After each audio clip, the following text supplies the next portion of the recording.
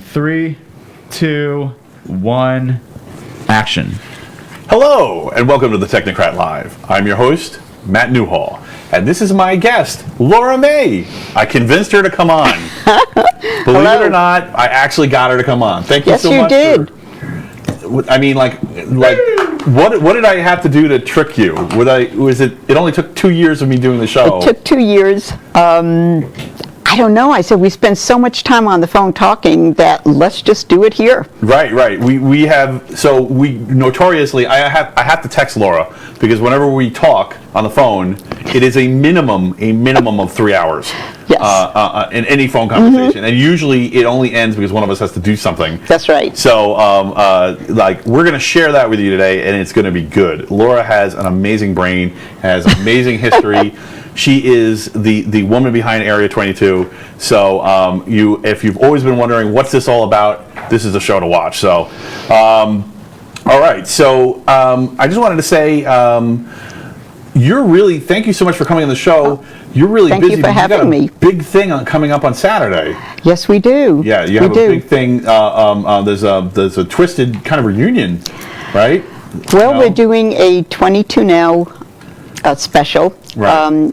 On Saturday is the anniversary of the passing of A.J. Pero. Mm-hmm. And Dee Snider, J.J. French, and Eddie Ojeda agreed to join Mark Mendoza and celebrate the life of... For a second there, I thought you were she's not going to mention What? Mark. Yeah. Yeah, we'll throw the animal in. He's part of the studio, too. He's part of this. It's kind of a joke. Co-founder here. Yeah. So we felt, so they're putting it together. We want to make it clear that we're not doing music. It's just, it's great humor, Well, you don't great want to get story. Metallica, like what happened to them when they tried to put a thing on Twitch. They did a live show on Twitch, and they said, "Oh, that's a Metallica song," and the bot cut them out and put some elevator music over them. Yep, So exactly. They're like rocking out, and you just hear elevator music. How awful. For us when we were doing that live stream. Yes. That's right. Yeah. Yes. Absolutely. Which is infuriating, but I mean, bots, but also it's not the. I can't. Oh, there we go. Okay. Hey, what's up, Lori? Nice to see you. Thanks for tuning in. Oh, I haven't seen you for a while, Lori. Hope you're fine. Yes, rest in peace, AJ. So, thank you. Yep, rip AJ. And I'm glad that they're, I'm glad that you guys are doing that show, and I'm really psyched about it. And thanks for coming on in the middle of your life's a whirlwind. When it rains, it pours. Please make sure to heart, like, and share.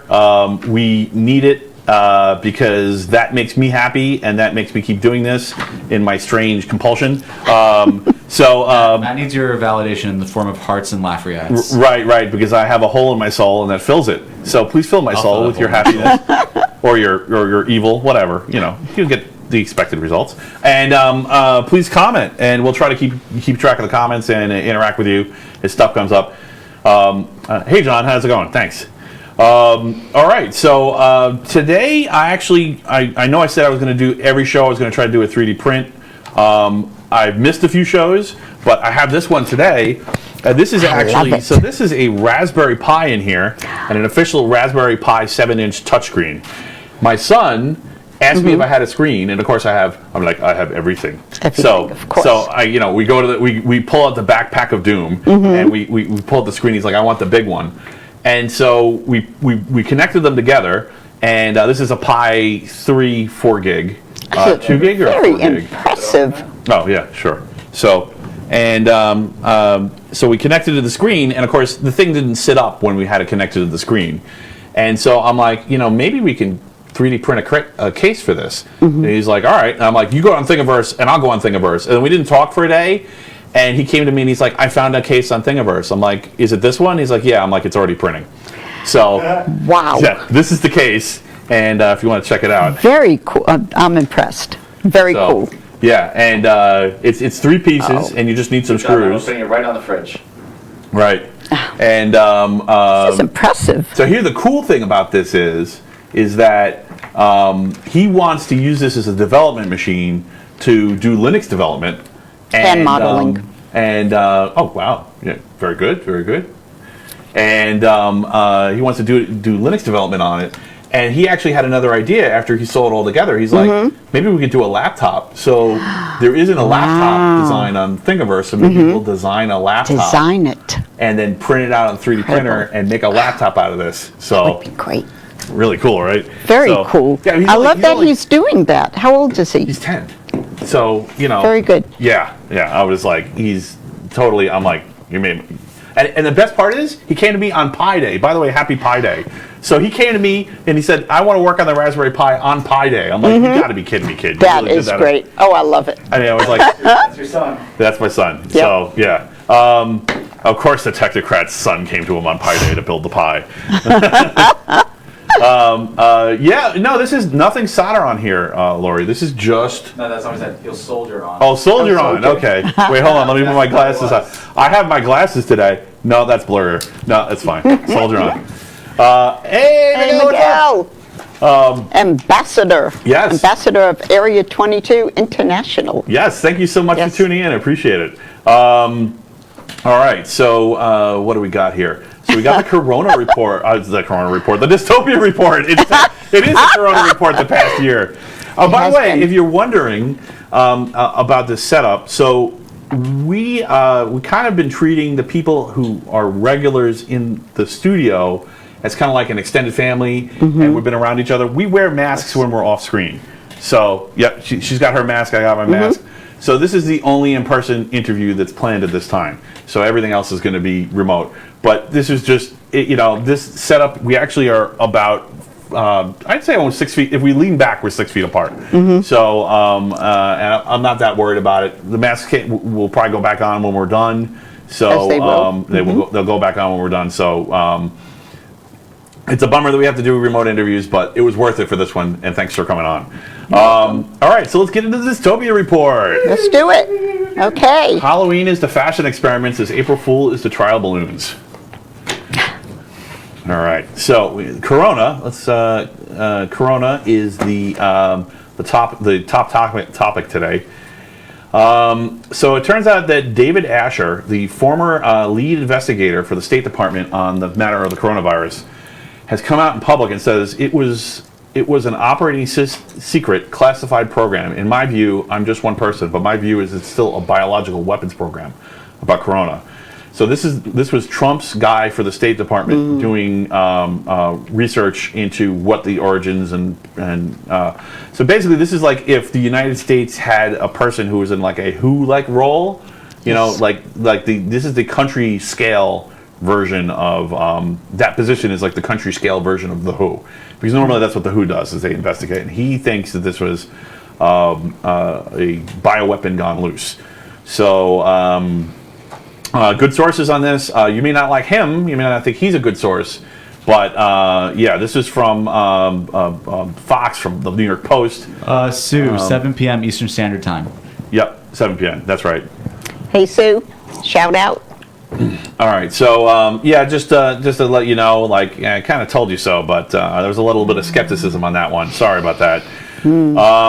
Of course, there's more fallout from this. It's a pretty political one on Corona.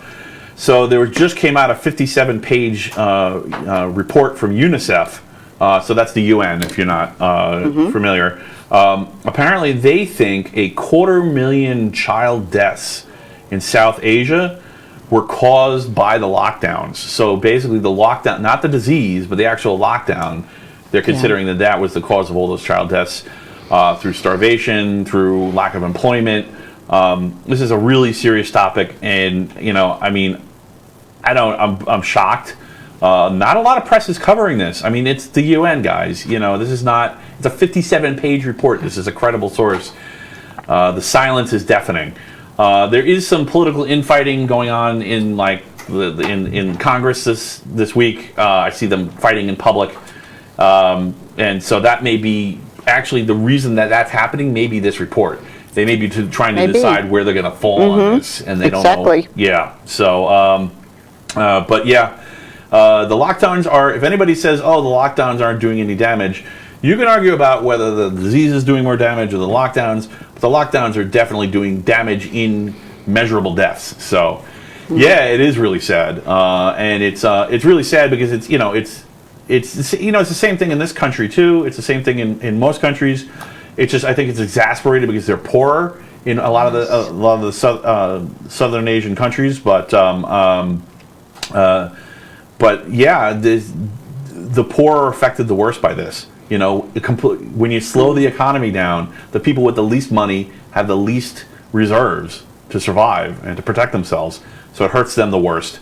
And I'm anti-lockdown at this point. As much as I think that people should voluntarily stay home, I know that it's not completely realistic.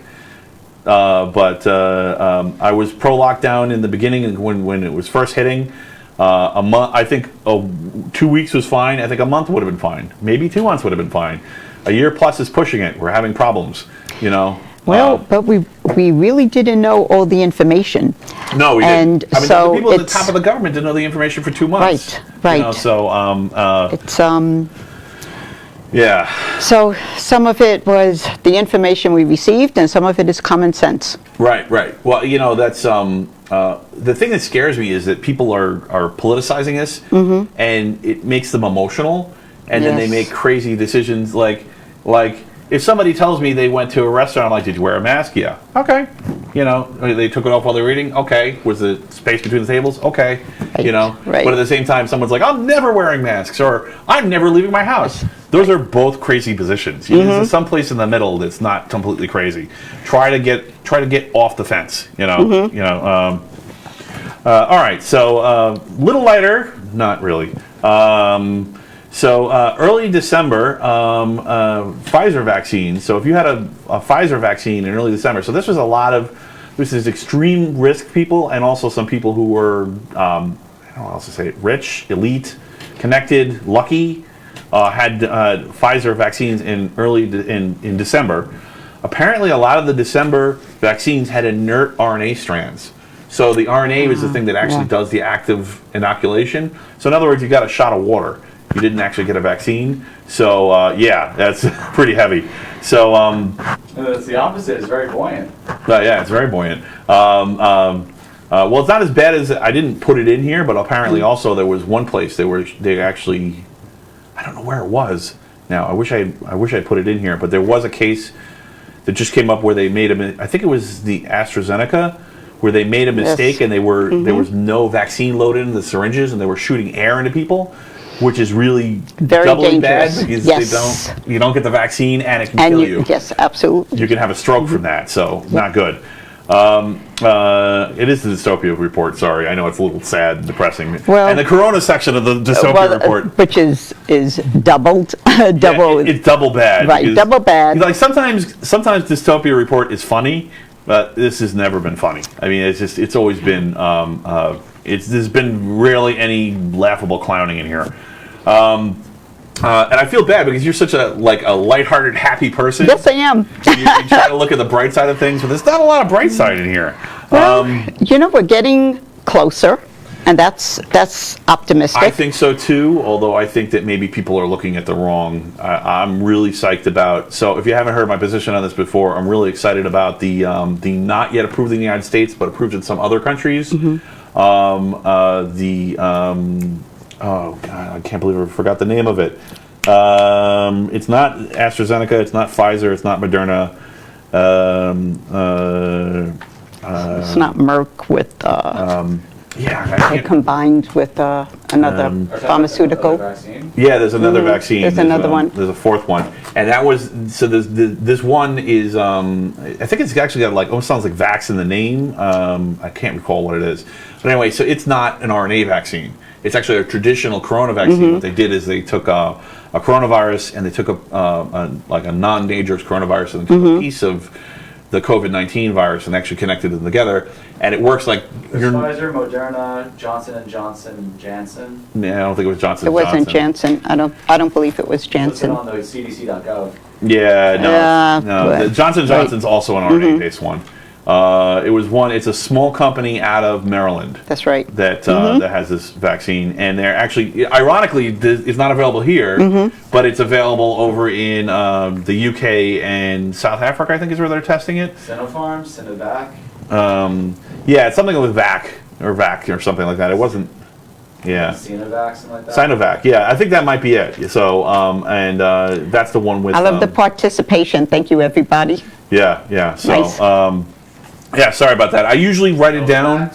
Novavax, that's it. Yep. No, yes. Subunit 1. Yep, and that's actually a traditional vaccine where your own immune system. So put that in your notes. Yeah. Would it be I had it in my notes the past 3 weeks, and I forget it this Would week. the traditional be the whole virus vaccine? Yeah, well, it would be the whole. It would be. What is it? It's any combination.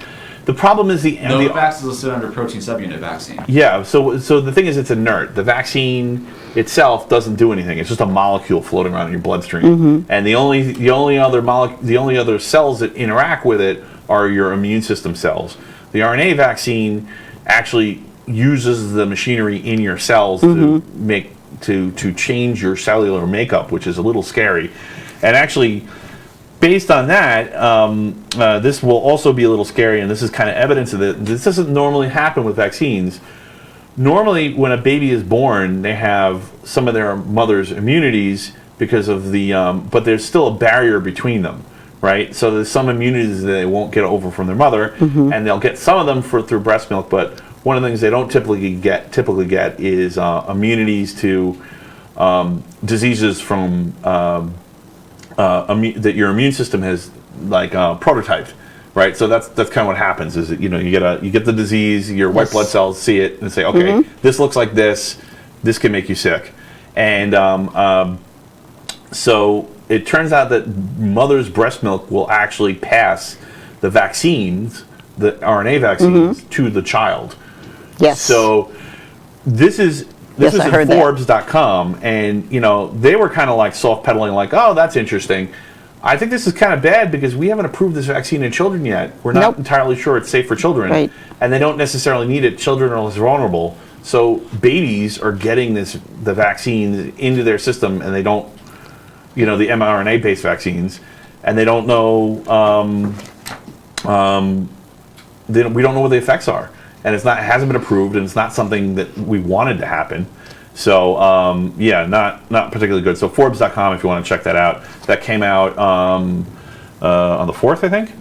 All right, and so the one piece of good news is the deaths. So the open virus, which is the virus is the system that the doctors use to communicate with each other about who's had the disease and what the symptoms are and what the side effects of vaccines are. And there's only been 1,524 deaths, which is extremely low. So that's actually a positive development. And that kind of makes me think that maybe in June I'll be open to taking the RNA vaccine. But I want to give it till June because I think that's the period that we need to wait. Although maybe I may have to push that to July now because of this being able to pass the vaccine through breast milk thing. There was a reason, and I don't remember what it was, but definitely not till June. I'm not doing anything till June. So, but anyway, so check out that the Novavax, and I think that's the way to go. Supposedly that's going to be approved in May. So if you've been waiting and you haven't held off till May, then that may be the safe way to go. All right, so I think I got through it. That was miserable and horrible. So let's get on to was that the whole report? No. That'd be your short. Corona's really bad news this time. Like usually it's like there's some good stuff mixed in here. This is mainly all bad, and it's bad stuff about vaccines and lockdowns. There's no stories about like puppies building Raspberry Pis. Like a tree with like if it's something about like one of the things that we've discovered with this is that animals can get if animals can get the disease, but I mean it's not the end of the world, right? I mean, for one thing, they don't die from it, right? While they do it, right? So, but like that's bad news, but it's not like catastrophic. The vaccine having side effects or not working the way we expect it to is scary, because then not only have we not moved forward, we moved backward from where we would have been if we'd just done nothing. And lockdowns being dangerous. So it's not. Yeah, there's nothing good about it. All right, on to science. So I got a big I told you so. So I don't know. Oh, go ahead. This has been a while. So this is a weekly thing. This is the I told you so report. If you've never seen the Dystopia report before, this is the I told you so report. So this is the beginning. Ego.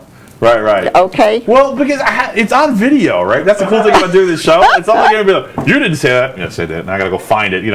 8 million hours later. Oh, there it is. Okay, I found it. So I had talked with one guest, and it's actually in my notes about the idea of an arc.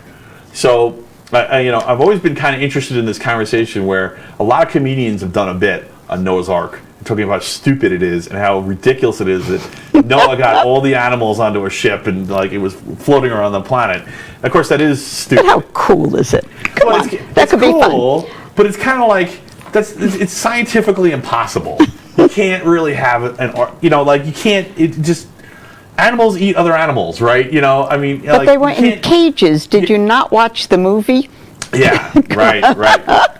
There's genetic bottlenecks. The whole thing's absurd, but it isn't if you look at it as a sci-fi story and say, oh, they just have the DNA for all the animals. Mm-hmm. And actually they had animals, just enough animals on board that they could use as surrogate animals to start up all these other species, right? Kind of like in Jurassic Park, right? That kind of model. So all of a sudden the arc makes a lot more sense. And what I meant by that specifically is I actually did the math and figured out that you, by about 2028 or so, that we would be able to put the genome of every living thing onto hard drives, put them on a rocket, and send them into space. So, and I told this to one of my guests, and I don't remember who it was, and they were like, whatever, dude. They were just like, well, I haven't done the math, so I can't argue with you, but whatever you say, man. Very cool concept. Well, I'm not the only one who thought of it. So, apparently 6.7 million sperm samples of various animals are going to be stored on the moon. Yes, 6.7 million sperms, or sperm samples. So I guess that would be probably billions of sperm. Billions of sperm will be sent to the moon. The plan is they're going to use underground caves. So yes, a piece of the moon is hollow, or at least pieces of the moon are hollow, which is kind of a thing in itself. They're called lava pits. They were originally filled with lava, now they're empty. They're going to use one of these as a house, basically, to create a storage facility to hold on to emergency sperm to repopulate the species of the Earth. Now, what happens? Moon sperm bank! Have you seen Community? What? Community, the show? Have you seen it? I have not seen it. You told me to see it, and I didn't see it. I gotta remember. See it. I told both of you to see it. I know. I've seen it. Yes. There's an episode where Chevy Chase he gives everyone a cryogenically frozen samples of his seed. Yes. And I'm just imagining for the way it's going to be on the moon, it's just him constantly cranking it out just to replicate the entire world of just Chevy Chases. Making bacon. All right. Yeah, well, at first I was a little disturbed. I'm sure a lot of people freaked out whenever you have sperm in the headline, right? It just completely. But it is pretty freaky. Well, what if sperm? How is it going to be contained in test tubes? And what if they break? What if something happens and they all go together? I assume it's not going to be 6.7 million astronauts. Because that would be quite the sausage party. The only thing worse than a broken condom is a broken test tube. Yeah. So, I love it, Lori. So it looks like they're going to be building structures. They're going to have 50 samples of each species. So actually 50 is too little. So that's not... the only way you can do 50 is if you're going to do surrogates. So this is exactly what I was talking about. So 50, and they're planning, now this is the part that's crazy, they're planning this as 250 launches. But I'm betting that launch count will go down over time because the reason that we needed to wait till 2028, because based on the current projections, that's when hard drives got dense enough that the weight was manageable for launches. Yes. So just the data, even if this isn't sperm, if this is just data, it weighs a certain amount to get up there. I would think that they would want to actually sequence this stuff, but yeah, so they're saying this is going to be about 5 times more. If you're wondering how many launches is normal for a big space project, the ISS took about 50 launches. So this is 250 launches to get this moon base built. Wow. And get all the sperms up there. So assumably not in person. So anyway, I called it.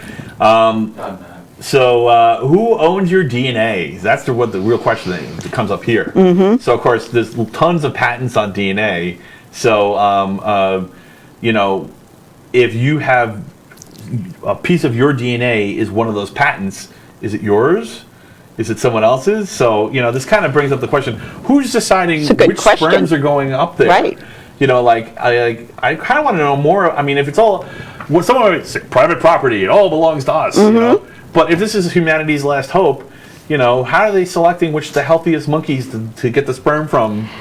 I mean, first of all, can you imagine but first of all, the sperm extraction? But, but if this, with Joey Chase. I would think at this point, if it's the last hope, Right. and that's where we are, Yeah. I don't know if it matters. Right. Well, we have one other hope, which is but not for animals. It's just for plants. We have the seed vault up in Norway, and that's already built. That exists. So, but anyway, this is kind of like this made me think of this next story when I saw this, and I went, oh, I like dot connecting. Looks like Russia and China they just announced they're planning a joint lunar base. So apparently the sperm base will also be sharing a terrestrial location, at least on the same moon as I feel like that's no moon joke in there, as a Russia and China joint base. So yeah, the space race is heating up, folks, and we need Tesla up there, right? They got I don't know what this political junk is where they were shutting them down and restricting their permits to do private space work, but they better rescind that and let Musk do what he wants, because I'd rather have Muskville on Mars than Russia-Chinaville. So that could be kind of scary. It could be good, but maybe not. We'll see. It would just be a bunch of 69 420 jokes everywhere. That's it. That's all Musk would do. He would just make the most absurd sexual jokes. That would be great. And you know what? He'd be like, hey, my planet. I just want to see him to say my planet, just to, anyway. It's weird that our heroes are shit posters. I don't know what else to say about that, You'd rather run the world. And this is in the news to me category. This is kind of interesting. So yes, sometimes I miss it and I get it wrong. So I missed this in 2015. Apparently, there was a study, and this is from the BBC.com if you're curious. Chimps have overhunted red colobus monkeys. So chimps are carnivores. Well, they're omnivores actually, but they hunt monkeys. They hunted their food monkey almost to extinction. Wow. So you have to get it up on the moon. Right. You better get it on the moon before it's too late. Wait, no, these are ours. We need to get busy with these monkeys so that before you eat them all. Yeah, but the thing that's really interesting about this, and so I had, if you haven't checked it out, go check out civgene.matthewnewhall.com. That's where I have a bunch of psychopath stuff, a bunch of theories about psychopaths and how they relate to other people. But one of the theories is that you could derive human rights from the differences in animal and human behavior. And the cool thing about that is that this is actually demonstrating that it may not solutions to tragedy of the commons problems, and when I say tragedy of the commons, I'm talking about a perfect example, one that no one disagrees on, is overfishing, right? If you have a lake and too many people fish on it, the fish start getting thin, and it creates an environmental disaster for everybody. Nobody can get fish. Of course, they get disease, the fish. Well, this is trying to stop that, trying to have a law to stop that, and enforcement measures is a unique human thing. Animals will will make other animals extinct if they're a preferred food source, and they can hunt them to extinction. They will. Yeah. So completely different and very cool and very important, I think, for the future of science and human rights. But anyway, check it out. I thought this is a unique take on animal behavior. So, I'm not a big fan of those all those videos out there of I love videos of like a deer and a bear getting along, or a dog and a bunny, but they're not real. They're always humans involved in those, and that's actually it's really important to remember that when you see that. It's fun. It makes us feel good, but that's not how animals actually act. There's always a human in the background making them act like that. Takes a video. What? Who do you think takes the video? The rabbit's cousin? Exactly. Exactly. Besides the video, because you could theoretically do the video, even Jane Goodall it, and actually she got involved too, didn't she? Right. So how do we know even that stuff's good? Yeah, I trust her. Yeah, it's. You got to trust her. You got to trust science sometimes. All right, so let's get into the tech section. So, Bitcoin managed to get a new high, of course. Yes, it did. It did very. 61,768. And I said I was going to make some changes when it hit 60, but I never expected 61. Right. Yeah. Yeah. Yeah. Yeah. We're going to six figures this year, folks. So you've been warned. And of course, right on time, the Federal Reserve came out today and said, it's for illegal people and people doing terrorist stuff. And yeah, well, guess what terrorists like to use? The dollar. Suitcases full of dollars, right? It's not Bitcoin. Come on. They're just afraid because they don't understand it. Yeah, I think so. And that's exactly it. Don't mind me. Okay. Thank you. Hey, what's up, Steve? And of course, they're throwing in that if you cash in any of the money. Have you met Steve? I think He's our I've engineer. seen him. I thought he was just a voice in the back. Yeah, yeah. But, nice to meet you, Steve. He's our fact checker. So, thanks, man. All right, so yeah. Anyway, yay Bitcoin. Right. We covered a story a couple weeks ago about NVIDIA's RTX 3060. So NVIDIA's 3060 is their very latest GPU. So the thing with GPUs is you can use them to mine cryptocurrencies. Not Bitcoin per se. You can mine Bitcoin with a, but it's not the most efficient use of it. But particularly Ethereum can be done on GPUs. So people buy GPUs for the purpose of mining Bitcoin. Well, apparently they didn't want NVIDIA didn't want people buying, emptying out the shelves to build mining farms. So they put a piece of software in there. And they said, okay, we're going to block you from using this for mining. And then they had the insanity to come out in public and say, oh, and you definitely can't hack this. What? That is the dumbest thing you can say. And cryptocurrencies are already a bug bounty. So what were you thinking with this? And well, it turns out that I guess they realized that they were going to die, and they committed suicide before they were murdered. Yep. So they released the code for accidentally released the code. Right, accidentally. that the source code for they released a version of the drivers without the restriction. So there's no longer a reason to hack the restriction, because now if you have a 3060, you can just use that one version of the software, and now you can use it to mine Bitcoins. And of course, if you're running a GPU specifically to mine cryptos or Bitcoins or whatever, right. You don't need to wait. So yeah, crazy. And NVIDIA's so you know about the AUI Awards. So at the end, I'm going to ask you.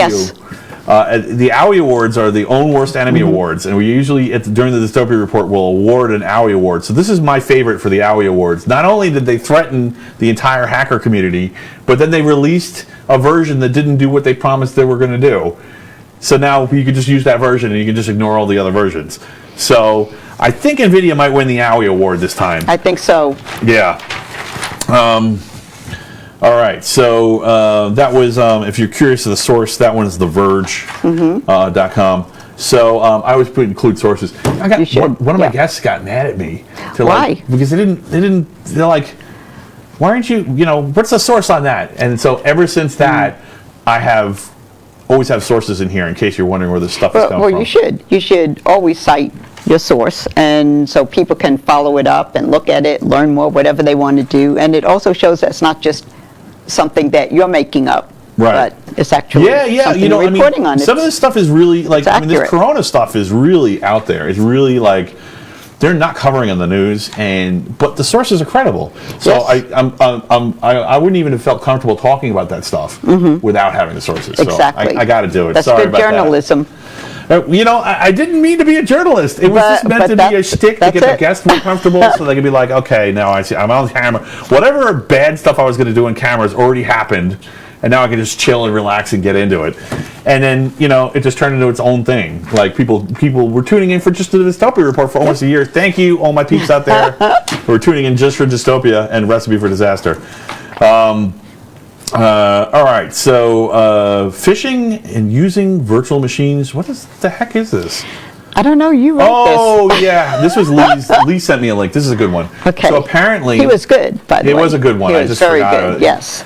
Well, It's good too. as Steve said, Steve coined something for the new season last episode. So, with Lee. And what it was is, it's not the Technocrat Live until we have language vapor lock. So, language vapor lock has always been a thing here, but it's not... I don't think we've ever had an episode where someone doesn't go... I don't know what the word for that is. What's the word for that thing? I don't know, because it's like we try to do new ideas. My episode is perfect, and you can go back through it and try to find errors. I will find it. I will make you vapor lock, dude. My episode is perfect. Love his confidence. Yeah, he's humble about being that's humble. why he's That's his line. Everybody's a badass fact checker when they have the internet in front of them. Exactly. I literally cannot do anything wrong. That's just my trait. Any error you saw during any of my shows that ever happened was Craig's fault, not mine. Okay? So you know. Delicious. Okay. So, I just thought I'd let Steve monologue there for a minute. All right, so phishing. Apparently, if you don't know what phishing is, it's where a computer is. It's where a computer is an email or a website or something is given to you where you go to a web page and it tries to trick you into giving your personal information. And so there's lots of countermeasures. Phishing isn't new. It's been around for at least 15, 20 years in widespread use. So one of the things that cybersecurity professionals will do is they'll use a virtual machine and then they'll examine the phishing link from a virtual machine, and then if it infects the virtual machine, then like if there's also a Trojan involved, it's no big deal.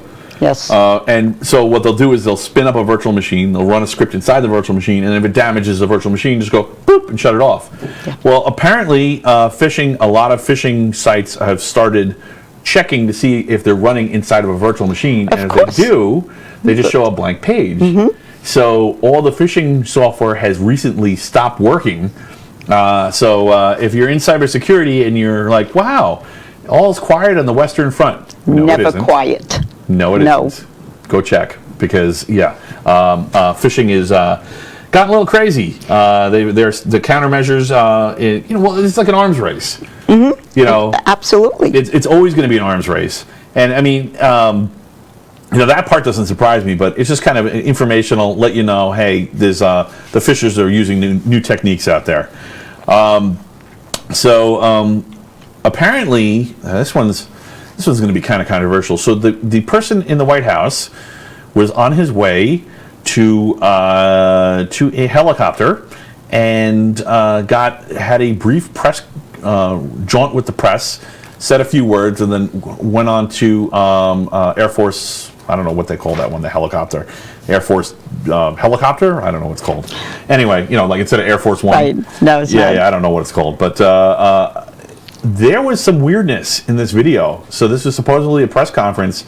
And at one point, the president, his hand passed behind a microphone that was supposedly in front of him. Like it wasn't... Now, some people are saying it's an optical illusion. It doesn't look like it was a real video. It looks like it may have been green screened and deep faked. Now the official word from the fact checkers is that that's not true. If you go to Twitter or you go to various fact checking sites, that's not true. And I would say, okay, you can believe that. I'm not against that. But I would say you probably want to see the original video. And this is a video released on Bloomberg.com. So this is not, there wasn't like this was just somebody said, oh, look, I took a video. Nobody can get near. DC's all fenced off. So unless you have credentials, you can't get anywhere near them. So this was official sources that put this up. And so instead, basically the microphone was in front of his hand, and normally you would expect the microphone to pass like this and to block his hand. No, Yes. for some reason it was like this. But the microphone would have to You should be... analyze that. The microphone would have to be this big. And I know that and some people are saying, oh, there are boom mics that big.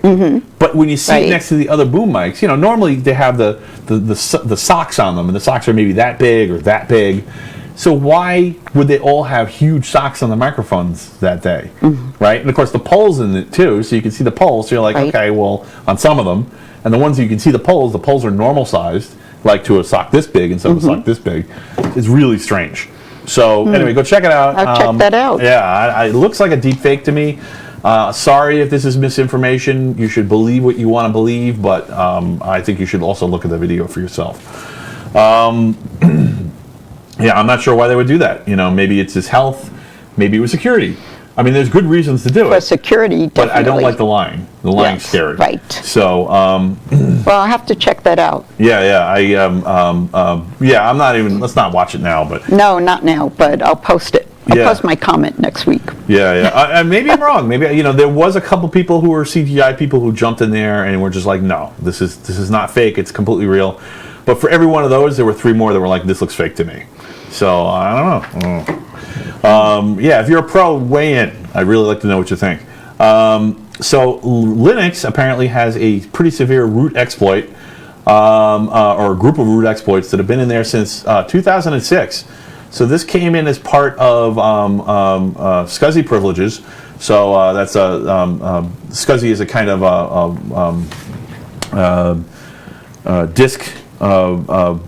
disk I/O method. So it came in 2006. So it's been there a while. Anyway, you might want to check in your kernel patches for Linux and make sure that they're up to date. I don't know if it's a remote exploit. I don't think it is, but local users or local services may be able to get it. So patch your systems. Okay, that's good advice anyway. Patch your systems. It is good. Yeah. This is crazy. So GM has started shipping some of their pickup trucks without some of their chips. So if you've been paying attention to the Dystopia report, there's been chip shortages, and it's Yes. been actually holding up supply lines for new vehicles all over the world, from at least 6 or 7 different manufacturers. Well, apparently GM has hit their breaking point, and they said we have to ship these pickup trucks, and now they're shipping pickup trucks without a fuel management module. So in the result of this, there is an exact direct result of this. They're less efficient. So they're actually removing some of the emission stuff from pickup trucks so they can ship their new trucks. This is craziness. So, I mean, first of all, if you're, an environmentalist, you're like, what? But also, if you're worried about the trade war, escalating up, you're like, what? And if you're worried about Corona, you're like, what? This is just bad all around. So apparently they're planning on doing this till at least late summer, maybe fall. And that's just the plan right now. So who knows what they're going to say at the end of summer. But that's how backed up they are on these control modules. So hopefully it doesn't create any problems for people who buy new GM trucks trying to get through emissions. And sometimes you'll have some states will actually do active emissions where they'll test the air coming out of the tailpipe, and it may be bad, or it may be that people are going to foul their catalytic converters sooner because the air to fuel ratio won't be as precise. So all around Hopefully bad. they're watching this report. Yeah, hopefully And they'll get that information before they purchase. Before they purchase Yes, a new GM, exactly. or at least get some kind of guarantee that they're going to, it That wouldn't be it'll such a be big deal. updated. I didn't see anything about GM saying, oh, we'll put it in later. That would be fine, right? Issue a recall on the ones that were shipped without it, and then it'll be good for 6 months because it's a new vehicle. It'll be pretty efficient, and then we'll stick it in there and it'll be fine. But yeah, I think GM's afraid to commit to that. So, I mean, there's no end in sight for these chip shortages. Kind of an interesting thing, Uber and Lyft are sharing data on driver rape attempts and assaults. So Uber and Lyft apparently has had some incidents where drivers would assault the passengers. So they, Uber had its stuff, Lyft had its stuff. They're now sharing a database. So on the one hand, privacy, because it's all private data belonging to private companies. On the other hand, man, they are starving rapists. So They are. You know, you don't really I'm want. for that. If you're Lyft, you don't want to hire the Uber rapist, and if you're Uber, you don't really want to hire the Lyft rapist. You It's know, the same as doing a background check on somebody. Yeah, well, Right? it's kind of like an It's kind of like Like an HR two background HR check. departments work together. Yes. Right. So it's like it seems pretty benign, but I just actually I usually try to put a couple of white pills at the end, so I put this in the good news section. So I love that the concern of rape is good news. yes, this is good.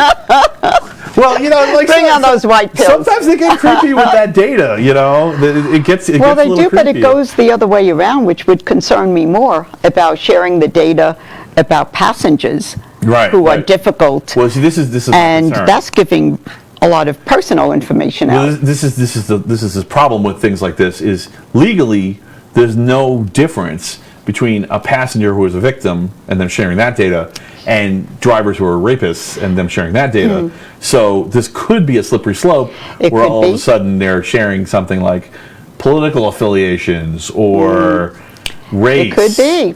Or something like that, where they Yes. start discriminating, you know, oh, yeah, when we pick up that race in that neighborhood, we get robbed 10% more of the time. Let's just dial those back.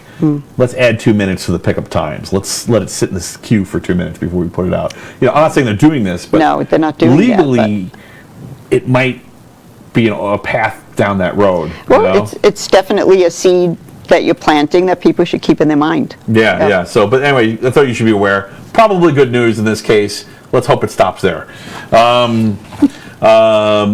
Okay. So, kind of an interesting thing, just something I picked up. So, if you'd seen the recipe for disaster when I talked about generators and stuff, one of the things I showed off was my Ego Power Station, which is a battery-operated generator. It's not a generator. It's just it's a brain box and inverter for your Ego batteries. But the Ego has some of the best retail batteries available.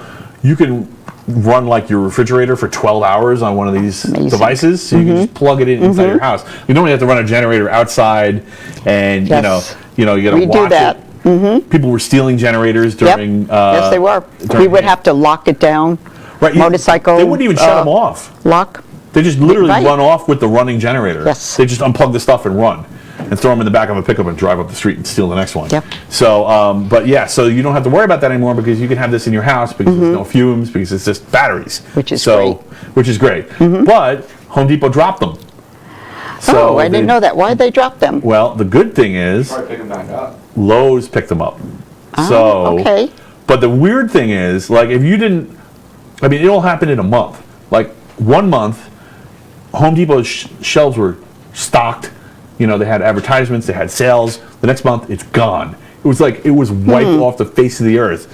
And then 2 weeks later, I see them start showing up at Lowe's. And I'm like, Oh, oh, that's interesting. So, Okay, yeah, so, so there was a some kind of fight. retail. Yeah. There was some kind of fight over the best possible Right. product. I think. Right. And they, Home Depot Maybe lost Home Depot wants to come out with their own line. Who knows? I don't know. Who They knows? have Ryobis. They're not as good. They're definitely not as good. They have a Ryobi. They're not bad, but they're not good. You know, the shorter run times. Like if you look at the comparisons between like their blowers, 1-to-1, Yes. their lawnmowers 1-to-1. So they're just not as the system isn't because of course you don't buy just the batteries and the You power buy the station. system. You buy the system. Yes. And then you can get appliances that run on it because half of the battery operated appliances costs are the batteries. Yes. So once you have the batteries, it's cheap to get the stuff. So yeah. Anyway, so check out Lowe's if you were looking for that. It's not gone; it just moved. Really crazy good news. Finally, some really good news. Some with good Dystopia. news. Bring it It's on. not full dystopia yet. We still have a couple of news items that aren't so bad, which is apparently a company called Rad VCR is now going to be manufacturing new VCR stock. So if you didn't know, the last company to be manufacturing VCRs stopped in 2007. So they just completely cut it off, and that was the end of VCRs. And what you may not have realized it because for a decade, people were still buying old new stock of VCRs. Yes. And Yeah, they then were. around 2018, they all ran out. And then you're like, I need a VCR, and you can't get it anymore. And of course, like some people are like, well, who wants to watch a VCR tape fair enough, but what about your family movies? Exactly. Right. I was just going to say that. I still have a couple. Right, I have a do. ton. Yep. I have a ton of VCR tapes, and like, if you just want to watch a movie, you know, it's not that bad. You know, I mean, sometimes it's not necessarily. It may be something where you like it, but you don't love it, and it's not worth buying another copy of the movie. But as you said, it's the family movies or the family recordings. Right. And so I still have a VCR player. This is actually a problem that happens all the time in tech. But doesn't that VCR player transfer over VHS footage to like a disc or digital format or something? So the thing is, they never stopped. They never stopped being available until very recently. I wasn't able to find it this week, but until very recently, they had dedicated units to do transfer, but they were twice the price. So these units Yes, are I going to be remember $270 each. It's a DVD VCR combo. You could do Then Blu-ray? you couldn't do less than $500 machines, basically. They wouldn't do Blu-ray in that $250 combo? Oh, it might be Blu-ray. I don't know. I wasn't should paying do attention. I don't even care about the disc. I just care about the VCR part Yeah, because they're charging $200-something, you know? yeah. Well, one of the things that they're doing that's never was done before is HDMI came out after VCRs stopped being manufactured. That's worth it. Yeah. So now you can do a HDMI out. So this, you know, for half the cost of buying a machine that's built basically to duplicate your VCRs into discs. So yeah, your VCR tapes into discs. So yeah, totally worth it. radvcr.com. Check them out. I'm kind of impressed. And yeah, so that's it for the Dystopia report. Wow. Good stuff. Thank you. Good stuff. Yeah, it was a little dark in the beginning, but you know, Well- that's just Dystopia report. We live in a dystopia. In case you didn't notice, we live in a dystopia. So We live in a society. we live in a society, right? Yes. Yeah, we have society rules. Yeah, so thanks for your input. And Laura May is my guest, and she is Yes, a I podcast am. virgin. She has never done this kind of podcasting in public. I'm like it's crazy because you're in marketing. Yes, I am. Yeah, and I am a geek, and geeks are notoriously antisocial. And I've done so much technical speech in public that I'm just like, whatever at this point. You know, I'm just like totally chill. And like, this is new for you. Are you nervous? Is this weird? I mean, No, I'm fine. First, you're not the typical geek. right? I mean, I'm you're pretty just, weird. well, but I'm weird too. I I'm not smell the, weird too, but I'm not at least the weird. typical marketing person. I've been in advertising, had my agency for over 30 years, so long Right. time. But this is new. About 3 years ago, maybe 4, Mark and I co-founded Area 22, and What's up, Mark? Shout out. it's yay, Mark. But I mean, he's always in front of the camera, and just like my ad agency, I would say we stay in the shadows so you could shine. Right. And that's just my philosophy. And the same thing, there's so much to do behind the camera Right. that, Well, it's true. and I like that. I like think all that's the. true of any show. Yes. I mean, even right. this show, like, I mean, it takes a couple days to put one of these shows together. You know, It's a lot of work. It's a lot of work. Sure. Yeah. And when you have a guest, you have to do the research and then put bullet points together, and Right. it's a lot. If I was laughing before, if I don't think I was laughing for you. Oh, Lori's. laugh Well, at me. Lori had 2 comments. He said that Lowe's is a clothing store over there, but the one I was really laughing at is, I'm never going to look at the moon the same. Nor am I. Nor am I. And by the way, you may recognize that laugh because you may have heard it in the background of my shows. Because Come light in this guy. it was. You know what? It won't be the man in the moon anymore. It'll be the animals in the moon. Oh God! Oh no! Yeah, I'm not gonna. There's good jokes coming. Yeah, I think that might become a running gag this whole year. Just a ball of fluid. It's like a Cadbury egg of genetic There may not be water. Perpetuation. There may not be water on the moon, but there's definitely some liquid. Come on. You know. Oh, there's water not on go the there. moon now. Okay. Nice. We're 70% water. Awesome. Oh, man, this is just going really good. So, How good is it going? You talk about the Dystopia report? it's a full moon. Yes. Go, Lori. Man, Love it. I wish you were in New York, man. We'd get you on the show. You're pretty funny. Lori, you're funny. Yeah, so I don't know where to go from that. Well, anyway, I just wanted to say Where do you go from that? Where do I go from? All right, it's good night, everyone. That's a good show. That's our show for tonight. I just want to say thanks a lot for having so much faith in the Technocrat Live. And thanks to everybody in Area 22 for supporting me. I mean, you have never once been pushy with me or told me what to do. You've always just gave me advice, and it's almost always good, so I almost always take it. I think always. I'm almost tempted to say always. It might have been something. You know what? I'm going to say always and go ahead and contradict me if there's something some advice I didn't take. But I think you've always You always do, yes. I think like everything you said has been smart and well thought out. What's up? There's a comment. Look at that. Oh, look at that! Hey, what's going on? Welcome. Hi, Lynette. So thanks so much for coming on and giving me the chance to have you on the air for the first time. And this is my favorite. I love, like, I take people's firsts. No, not. He just didn't want to stop his second. You know what? I don't know. Yeah, there's been a lot of firsts on this show, and I've had a lot of people who've never been live on a show before. And I feel like that's like the best compliment if I can get you to like relax and joke with us and hang out. It's like one of our phone calls. I know, it really is. It is.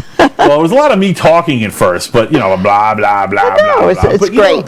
Some of the stuff is actually topical to the things. It is. You mentioned some things you wanted to talk about tonight, and I did too. Well, just thoughts. Right. It's your show.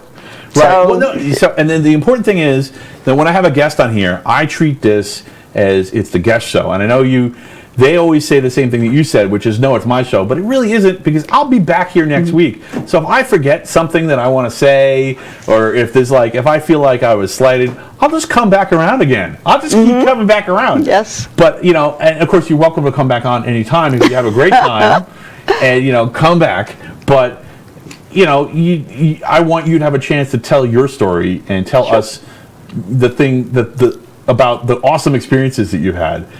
Have you always been in New York? I never got to ask you that. Are you a New Yorker the whole time? I'm born and raised New York. From the Bronx, Queens, and did not grow up in Long Island. So many of the things that Mark talks about, or his club days, unfortunately, I haven't been part of that. And then I moved into the city in my early 20s and built up a career and went to school in the city, and then opened up an ad agency and stayed there for... Did you go to school for advertising and marketing? Yes, I did. Okay, cool. Yeah, I did. And then lived in, Colorado for a while. Okay. And Maryland, and opened up an agency in both places. And so it was a good experience. Was it all the same business, or this different times on the timeline? A different timeline, but it was the same business. The corporation was the same. Had to change it under So were you each like state. jet setting between all your offices at one point? No, not. I mean, there was ways of. There was there's some of that anyway, no matter what, right? You got to go to clients. Right, you would do it anyway. Now, I mean, with remote, nobody sees anybody. So right. That's right. And then I came out to Long Island to take care of my parents. Brought me out here. Really? Yes, they were ill, and that was my promise to them. And I moved out here. I don't know, Stephen, how long ago? You just keep track of that strange child. At least 7 days. Well, 7 days, at least 7 days. Quite a few years. Some fact checker. Yeah, quite a few years. And so it's, and then this became my home, and still had... so you're a New Yorker coming into Long Island. Yes. I'm a Long Islander going into New York.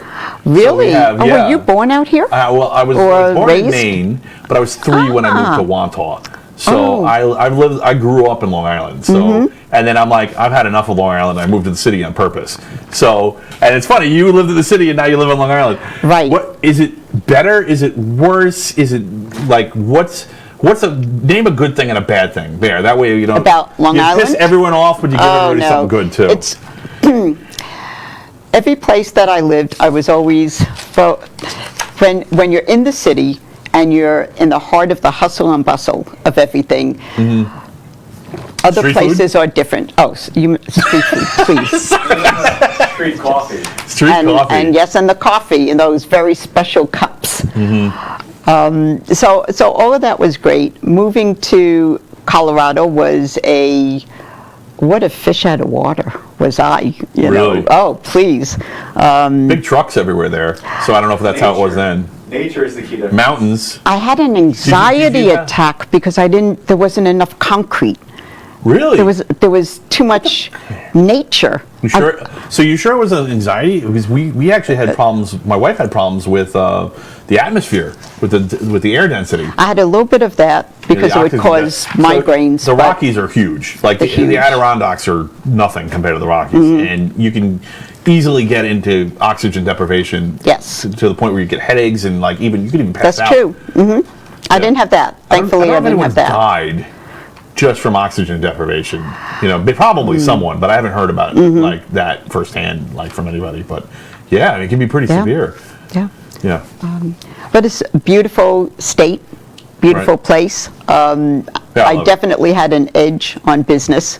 It's always about business with me. Right. So I definitely had an edge. It was just easier because you could pick up the phone and call just about anybody. So that was fun.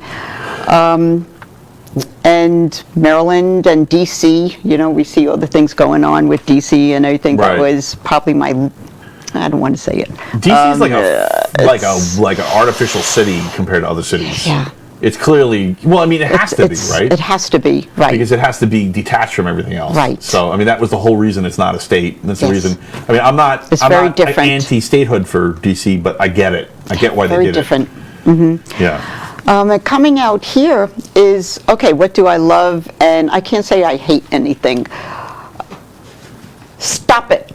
He's giving me bad. Do I have to separate you two? I think so. We're Yeah. about like 20 feet apart, so. Yeah. Sure. They're already kind of I separated. forgot my Nerf gun. Yeah. So, let's see. This was probably the most difficult place to get used to, even compared to Colorado and Maryland and Really? DC. Yes. Okay. Because I couldn't understand. Long Island is weird. Well, here. that was a little strange. That was Yeah. different.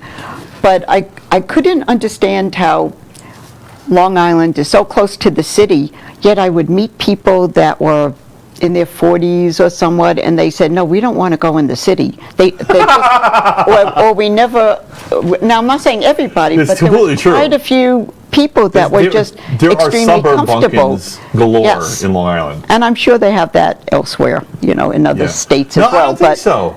No, I it's a just different did the mindset. cross-country trip, and I did not see that. Long Island is weird because we have so New York City is this monstrous city. Mm-hmm. You know, the five. It's spread across 3 islands and the mainland, Mm-hmm. but most of Long Island is what we're talking about. The stuff Nassau County and east, Mm-hmm. and it's all suburbs. County and farmlands. And farmland, right? Nassau County and those other people. So I think we might technically be in Suffolk. So I'm not sure if I just made not. myself vanish. We're not. Okay, No, we're good. We're pretty close, but we're not there. Safe. We're safe. We're safe. Okay. So Suffolk County is the other one, and it just when I was young, Suffolk County was part farms, and there's still some farms out there. But suburbia has just stretched so far. I mean, this Yes. is if you could usually see Long Island on a big enough globe, and the whole thing is just suburbs. It's insane. Yep. And there's no place like it. Better or worse, there's no place else like it. No, because no place like it. There's nowhere to hide for one thing. And actually, the thing about suburbia, like growing up in suburbia, is it forced me to think about my career more than I wanted to. So it forced How me so? to, well, because Yep. you can't afford to get around. There's no mass transit. You have to drive, but Yes, that's true. you need a base level of income just to have a car and insurance. Yes. So like now, pay taxes and then if you're like, and well, if I have a house. job, I'd like to live on my own because then I can control my own life. You know, like as a young kid. Yes. And then you're like, well, if I'm going to have a job, well, and I may as well make enough so I can live on my own. And then all of a sudden you're thinking about career. So like living in suburbia forces you to think about career in a way that no place else. Yes. Because there's nowhere to run. Yeah. Basically, you have to leave New York. And I've had a lot of friends, you know, people I knew from high school who left Because they're just like, I can't afford it. I'm out of here. It's expensive, right? It's definitely expensive. But the And if you were listening, what's up? Yeah, I mean, the good thing is people are great. They have their own community, their own music scene. It's and it's not just a music scene. It's not. I mean, I was not part of it. There was a Gazonkers, and I think Twisted actually had something to do with that too. Yes. A Gazonkers club scene in Long Island and New York City when I was young. And actually, it's really sad. There's not much of one left. It's a lot thinner. The world's over. I mean. Well, yeah. Now the only gig left available is that guitar guy from Mad Max, Yeah. On the bungee cords. Mm-hmm. That's the only job. There was a good club scene when I was like 16. Okay. Every bar you go to would have like a metal band playing some dude screaming in your ear over the same chugga chugga chugga chugga. But nowadays it's just you really can't go to like a bar without hearing someone play Creep or exit music for a film. There's Wonderwall. Actually, as good as it was when you were 16, it was another level in the 80s, man. It was it was every town had a club. Some towns had several, and some of the clubs were like small stadiums. It was insane. Wow. I mean, it was like I heard amazing I can't believe things about it existed. And that was the opposite. You go other places and there's concerts and there's shows and there's clubs and bars and there's just none here. It's very disappointing. But I don't know. I mean, who knows? In the past year, everything went crazy. So well, right, and so many places unfortunately closed down. And I'm looking forward and hoping for maybe it'll just be fresh and new, and people have a new chance, a new outlook. Right. Well, I gotta be honest. I'm gonna be pretty angry if the government starts messing with people trying to reconnect when this is all over. Right. I feel like in a way that's already kind of happening here. Yeah. Oh yeah. Thanks, Lynette. Yeah. I think that's New Jersey and New York kind of share the same turf. For the local bands doing the van tour. What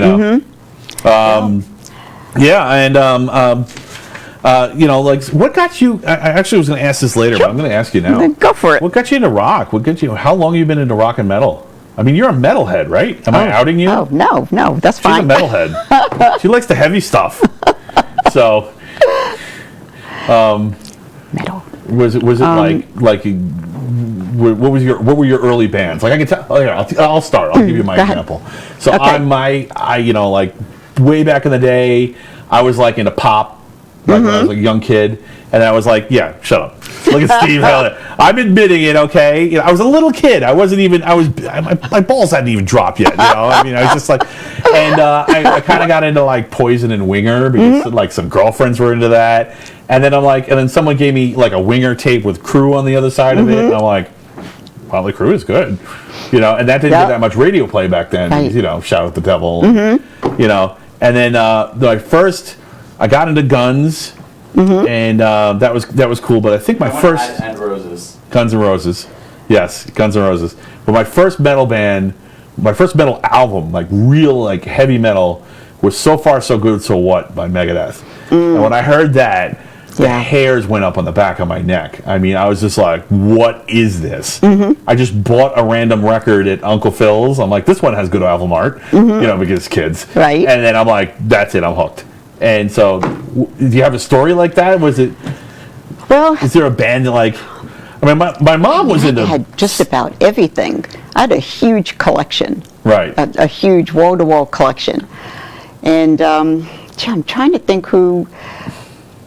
I started at the beginning with some of the greats, like I'm trying to think because it was with rock. I mean, some were rock and roll. Heavy metal, heavy rock. I mean, there's so many different genres that they went under. But I listened to everything. I was very open-minded, and back then, when I was a teenager, the kids, we didn't have the internet and all of that. So we would take our albums and go over to a friend's house who had the best system and the best bass, and we would that's what we would do. Or was it like Elvis and the Beatles back then? Or was no, I wasn't into that. Was it Zeppelin and Zeppelin, Sabbath? Definitely Zeppelin, Sabbath. How about Steppenwolf? Yes, a little bit of Steppenwolf. Montrose. I still listen to Montrose I thought it was when the they coolest first thing in the came world out. when I found yeah. out my mom was a huge Steppenwolf fan. Really? Like, yeah. And the funny thing is, she never got into Sabbath. She never liked Ozzy or anything. And then that Osbourne's reality show came on. And then she liked And then she was like, I like Ozzy. Ozzy's awesome. I'm like, I told you. I mean, it was all of that, Poison and you know, the 80s bands or late 70s. Right, I was right. also into punk or, you know, CBGBs. I used to go there. Nice. So Mark and I always talk about, was I ever there when he was on stage? And I said, I don't know. I used Right. to, when I first started, I'd work at Carnegie Hall. That was a job right out of school. Nice. And then at night that's a good job right out of school. yeah, that was pretty good, and I would design some of the albums that came out of there and different things. Resume. Yeah, I got there right at the beginning, Nice. and then at night I'd go to CBGB's. Right. So all of this I was eclectic with my taste, Right. and over the years, and Stephen laughs. I find the loudest and I don't know how to describe it, Stephen, but the music that's the loudest and things that people would not even listen to is very relaxing to me. Yeah. It's just very relaxing. Is it like if there's some dude just angstily screaming into her ear over just a bed of static, she's like, yeah, I fuck with this. Yeah, I like that. I feel that. Yeah, and it relaxes me, and I could go to sleep. Yeah, it just. As she knows from raising an angsty dude who screams in her ear all the time. you know? And how did you get that way? She got me into the band Suicide Silence when I was a kid. Really? Yeah. I That's said cool. take him to the band's Warped Tour. Yeah. No, I know, like, because I was into metal my entire life. I said this on your episode, but like, I never had a story about like this is an album that I heard that changed my life forever. I think the closest thing to that, which you didn't approve of because it had a parental advisory sticker on it, was City of Evil by Avenged Sevenfold. Really? Yeah, that album Yeah, like changed. I mean, Avenged Sevenfold's great. Yeah. Great band. That should change me. I know when I spoke to Mark about it, when he first heard Bat Country, he's like, "This is an insane song. It's like one of the most like high octane like examples of like metal being modern and still having that rock flair." And so like, the first thing he did was he called up Dee Snider and he's like, "Turn on your radio right now."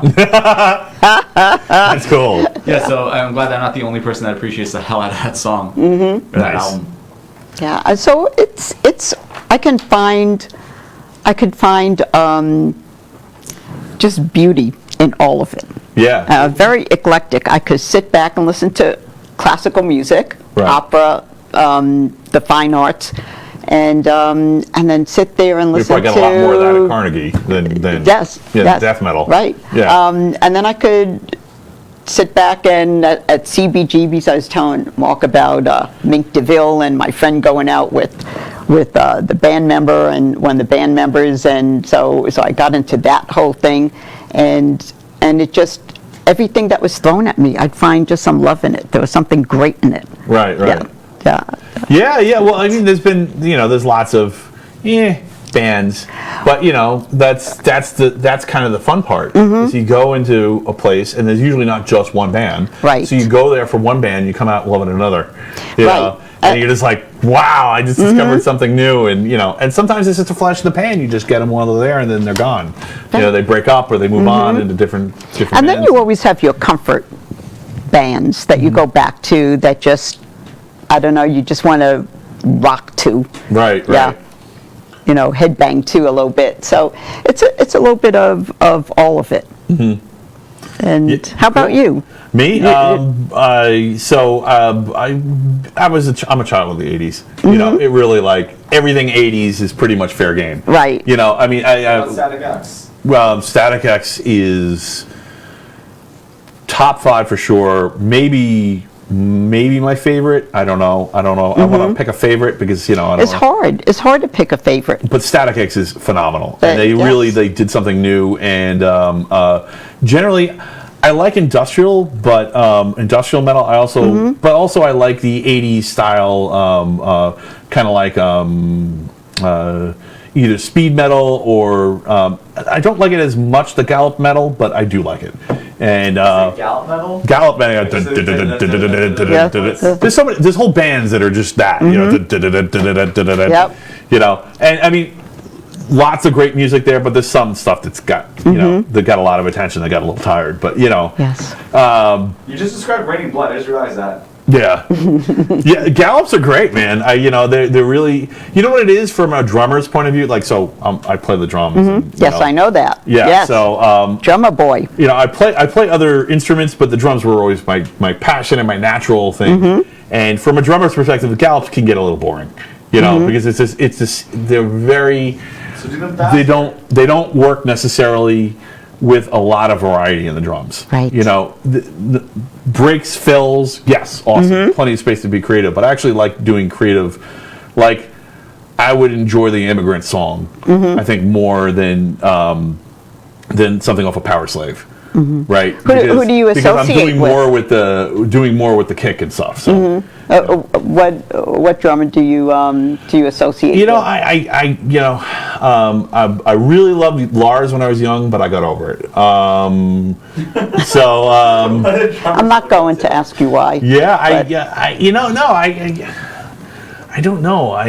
There's a ton of great. I tend to love songs more than I love drummers, and it's just to be fair to other drummers too, right? Like one of them, Neil Peart died, right? Yes, yes. I'm actually not a huge Rush fan. I have a ton of respect for Neil Peart. Absolutely. The guy's a machine, But the drummer from Static X, he is a machine and he has writing ability. That's a very weird combo. Yeah. So it's there's a lot of drummers out there who just kind of cruise, and I'm not necessarily. I enjoy that. I mean, like some of my early songs were all Back in Black days, kind of AC/DC, but they're simple.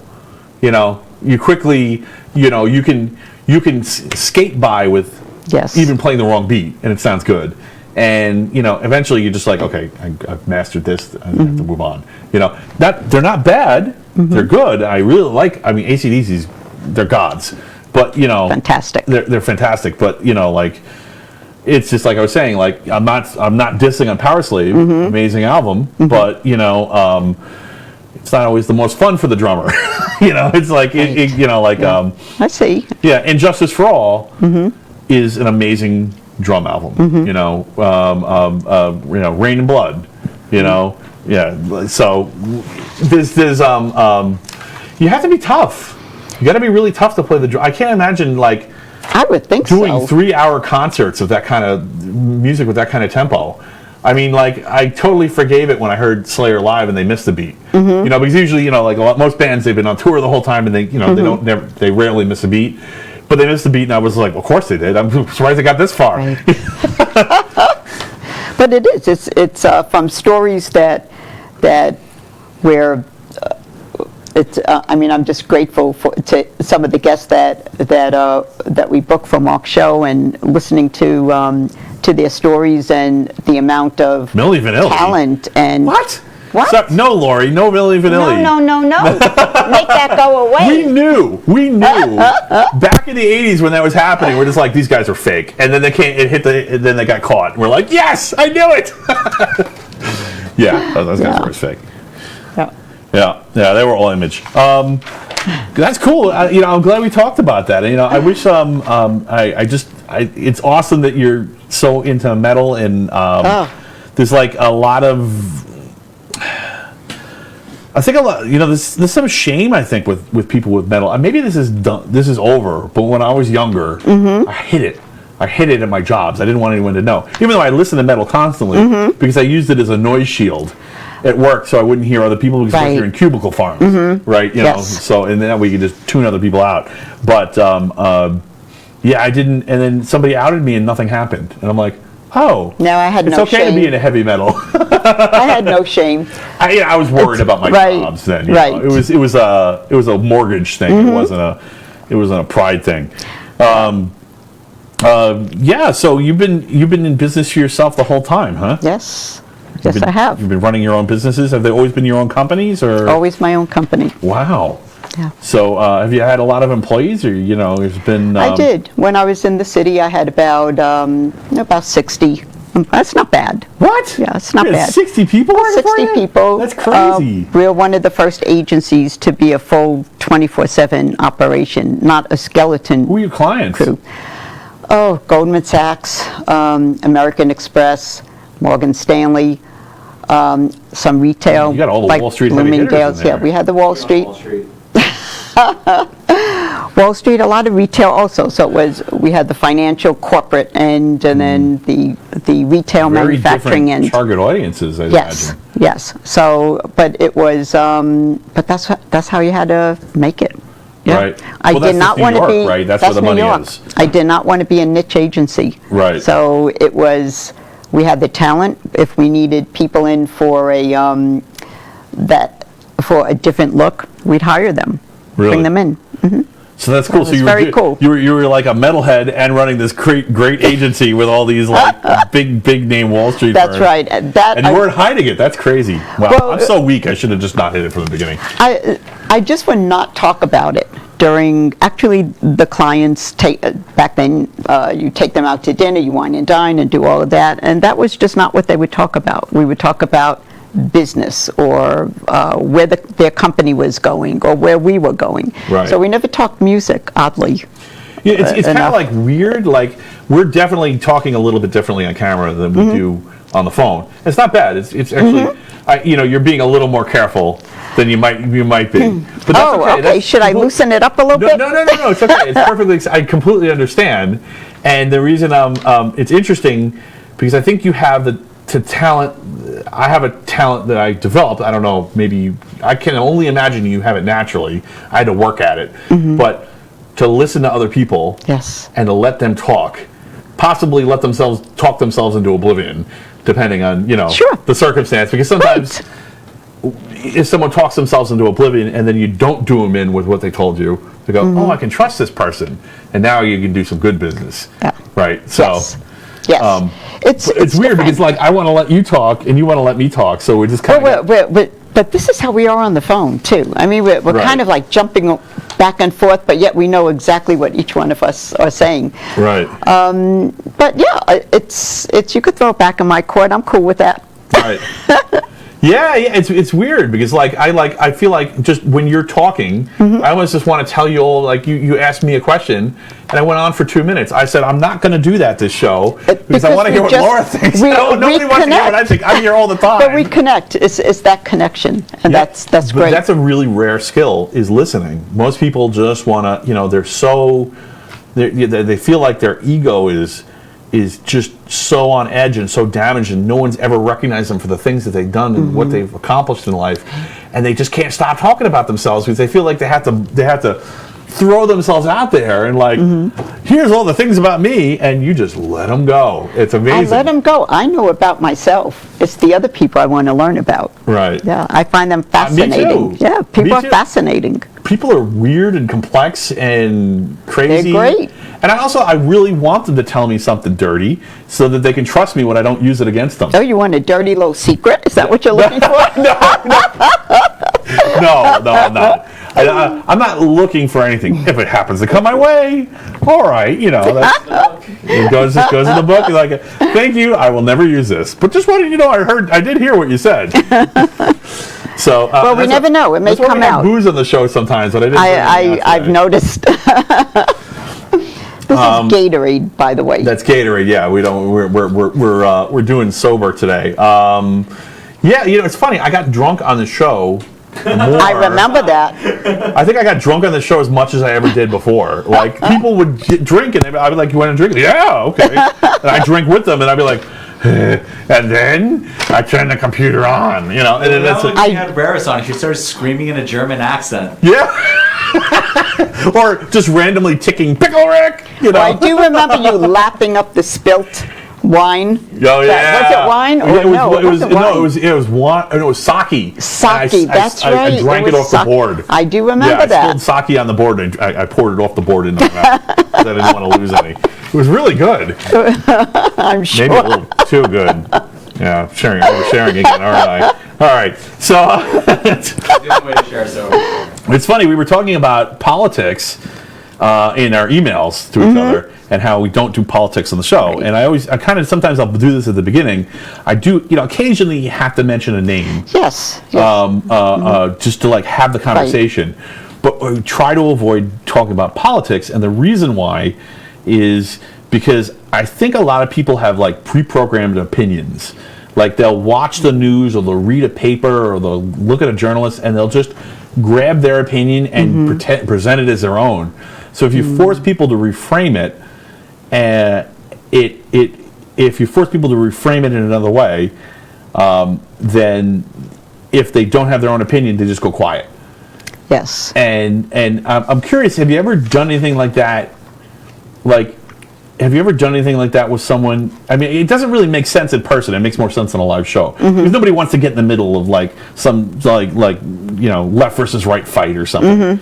But I think it's just, have you ever been in a situation where you needed to get through to someone and they just were obsessed with an idea, and you just needed to get them, could have been for work, could have been, client or something. Right. You need to get them out of their own head and get them out of this idea that they were in so that they could do good business.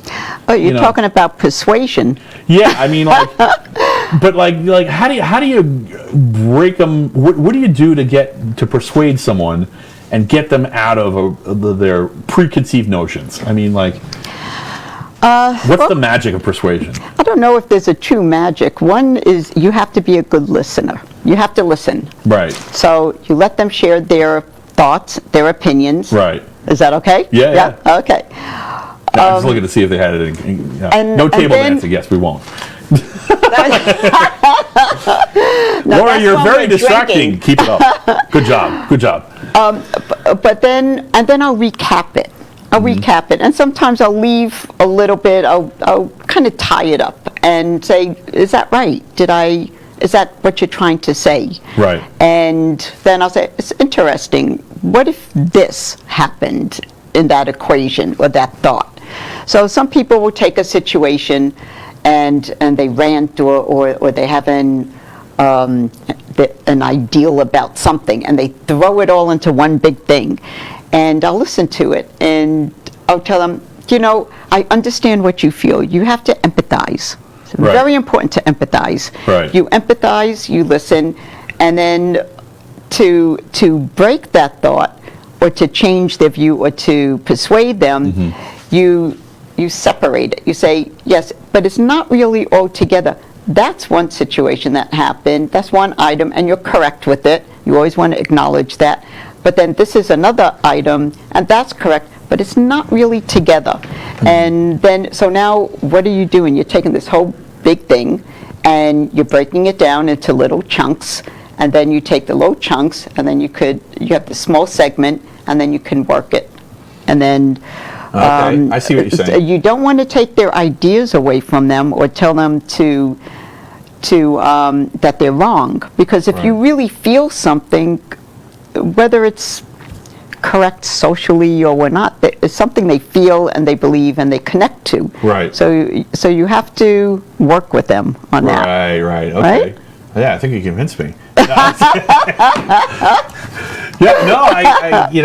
It's almost like you gotta, because there's just so many people who are they're just coming at each other with preconceived notions. Yes. And I think, based on that, it almost seems like the problem is they just don't get a chance to say their piece. But but maybe even just getting someone to say something out loud, and then write down what you think here, and then they look at it and they go, "Well, that looks kind of crazy. That doesn't look like a horse at all." And then they maybe they do it on. Does that happen often? Do they come to the realization on their own, or do you have to lead them a little bit? I lead them. Okay. I lead them. But again, it's not.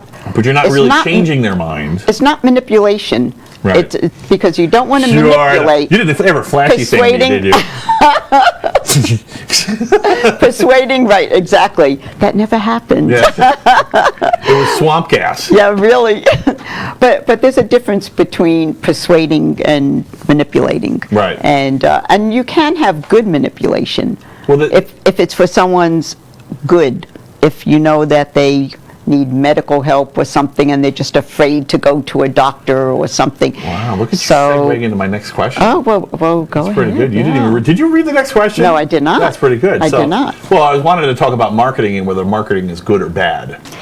You know, There's- propaganda is just like the government version of marketing. Well, So, like- is it evil? Is it good? Is it, you know? Like the witch. Is it a good witch or a bad witch? You know, there's good marketing and bad marketing. Right. So it's It's what color they wear and how they talk. There if is they talk in a bad squeaky voice, marketing. they're good. If they go, they're bad. Or should I say, you know, maybe it's different here, because the marketing can be excellent because it works, but what they're using it for, the product Right. or the service, could be bad. So, and then that goes back into what people feel and their choice. But you take, and not to judge. But I'm just using this as an example. Let's take cigarettes, for Right. example. Cigarettes. Okay. I was going to go there too. What? What is Get with out of my this? brain. So let's take more. Sorry, keep going. Cigarettes. Let's take a product like cigarettes. Right. Once it was determined by the surgeon, Surgeon General, that it was unhealthy not to use, they were still marketing it. Yeah. I mean, it was still out there. Back then? It was, yes, but that was way before. But where they could market it and who they could market it to changed. It started to change. You couldn't sell to children, Right. people under 18. You couldn't,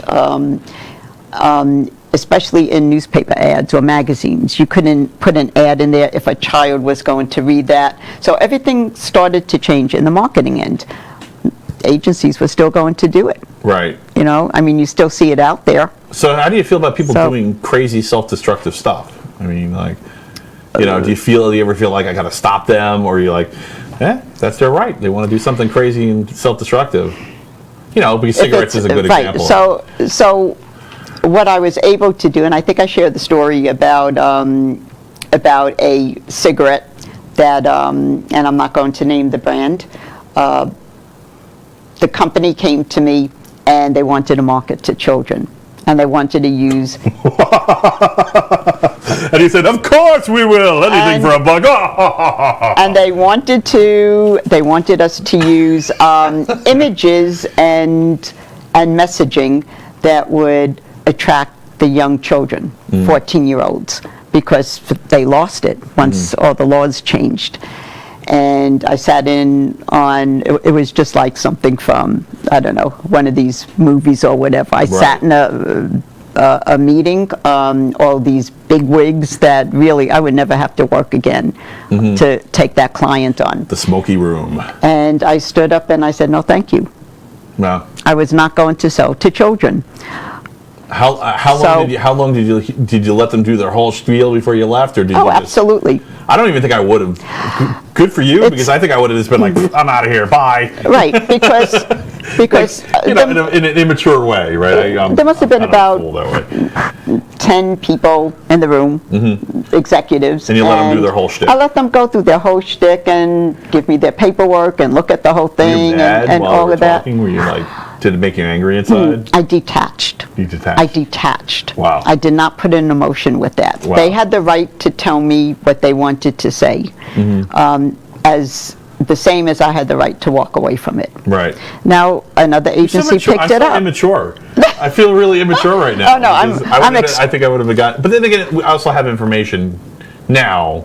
You know, more time has passed. We have more Right. information. Right. You know, even when I was a kid, it was still Cal was doing the marketing in kids. You know, that stuff was around. You know, stopping around then, like late '80s, '90s. There was still some of that going on. Right. Pretty much just stopped by the mid '90s. But Right. Yeah. So, I mean, and that's how it is. I also had my first son was a baby back then. Is this something I wanted him to see? I mean, what kind of world there's is he a gonna little grow up bit, in? it's a little bit morals with that. Right. I always felt that how I selected clients, because I fired clients myself. I said, no, we're not going to renew with you. We're not going to extend the contract. And I would look at it and say, Did that happen a lot? No, not often, because I had a reputation. Right. I was ethical. Right. And I wanted it to So be... you didn't get involved with them in the first place if you thought they were shady. Well, usually when they're pitching an agency, they would know who they want or whatever. So you kind of had to it's be different. a good judge of character to avoid getting into those situations in the first place. Yes, and now there were some big screw-ups. I mean, I did have my share of screw-ups. I didn't learn all of this overnight. Right. But I also... You want to tell me about one? Okay. Let's see. Yeah, no, I might. I might tell you one. Okay. So, stop it. What is Steve saying back there? Don't instigate. Don't instigate. Yes, I agree with you. Yes, she does have good morals. And, But that's what it is. I needed to feel that I could look in the mirror at night and say, I did a good job, put my head on the pillow and be able to sleep. good morals are and that was it. complicated. Right. It really takes a lot. Having so if you're not familiar with EQ is emotional quotient, and I think it's completely separately measured from IQ, and there's like an emotional intelligence, and your EQ is through the roof. Well, you know why? Because I have my heavy metal and Cannibal Corpse to listen to, to freaking jam with. I have the full spectrum. Yes. Yes. Yeah, you have to have an outlet. Yeah, you got to. Yeah, you can't just deal with the nice people when you're trying to figure out how the world works. No, you can't, and you really don't know who's really nice. Right. I mean, there's psychopaths out there. Yeah. Oh, yeah. Yeah, we're gonna get into that. I don't want to get into that one yet because I'm afraid it'll take over the show. I think it will. Yeah, I have all these theories about psychopaths, and I'm really excited to talk about. I wanted to give an example. Example of a positive for marketing that so propaganda is just marketing from the government, and actually so it has the most potential to go wrong because of course government is big and dumb and can do big dumb things really fast. So something I absolutely love from my childhood, Schoolhouse Rock. So there were these cartoons that would come on during, these basically glorified advertisements, G.I. Joe, Transformers, and they were called Schoolhouse Rock, and they would literally teach people about how the government worked, how the system worked, about grammar, and just different things. They basically would make commercials, and this is kind of like coming from Jim Henson.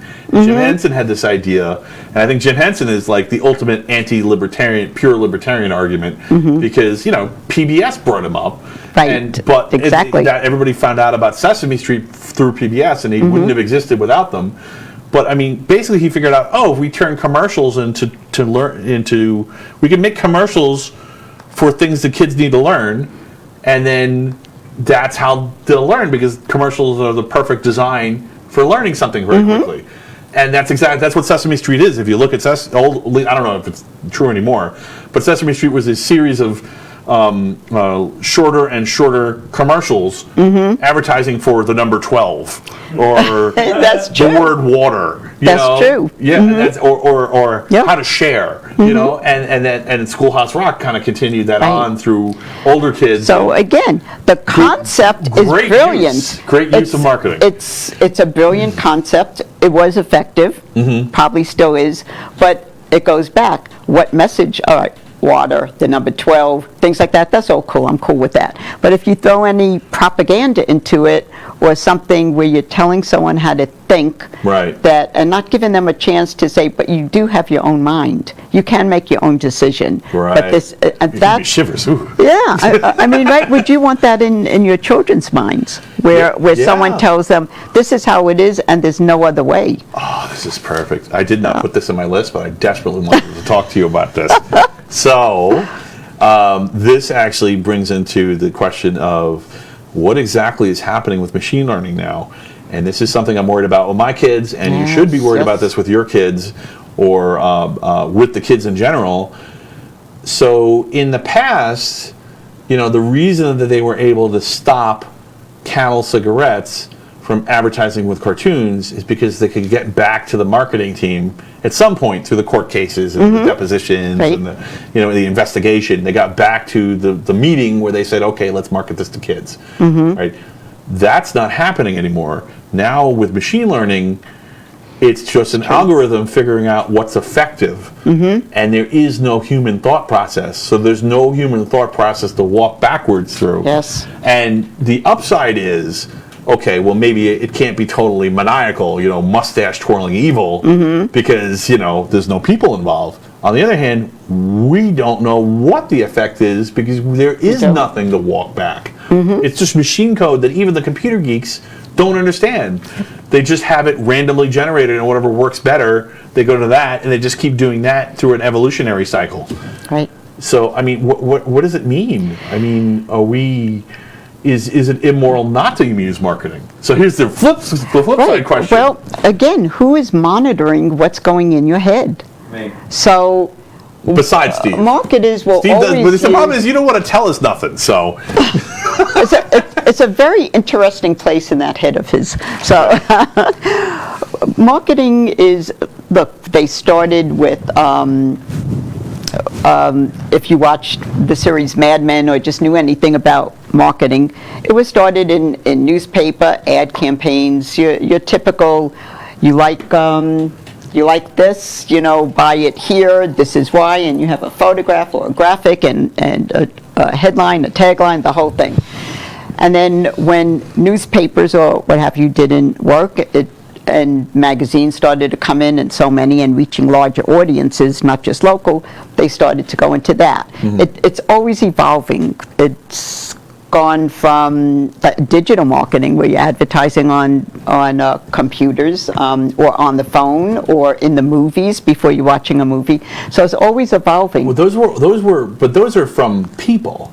Right, those are ideas from people, and you can trace it back and say, okay. Right, but the people are putting it into the machines. You could look at a marketing campaign, right? Yes. You could pick up a page in a magazine, say, okay, I see what they're doing here. Right. I know what they're really after. I see what heartstrings they're tugging on. Right. I see what they're trying to accomplish. But when I look at a YouTube algorithm, for one thing, it's creepy good. But another one is, I don't know what it's doing to my kids' brains.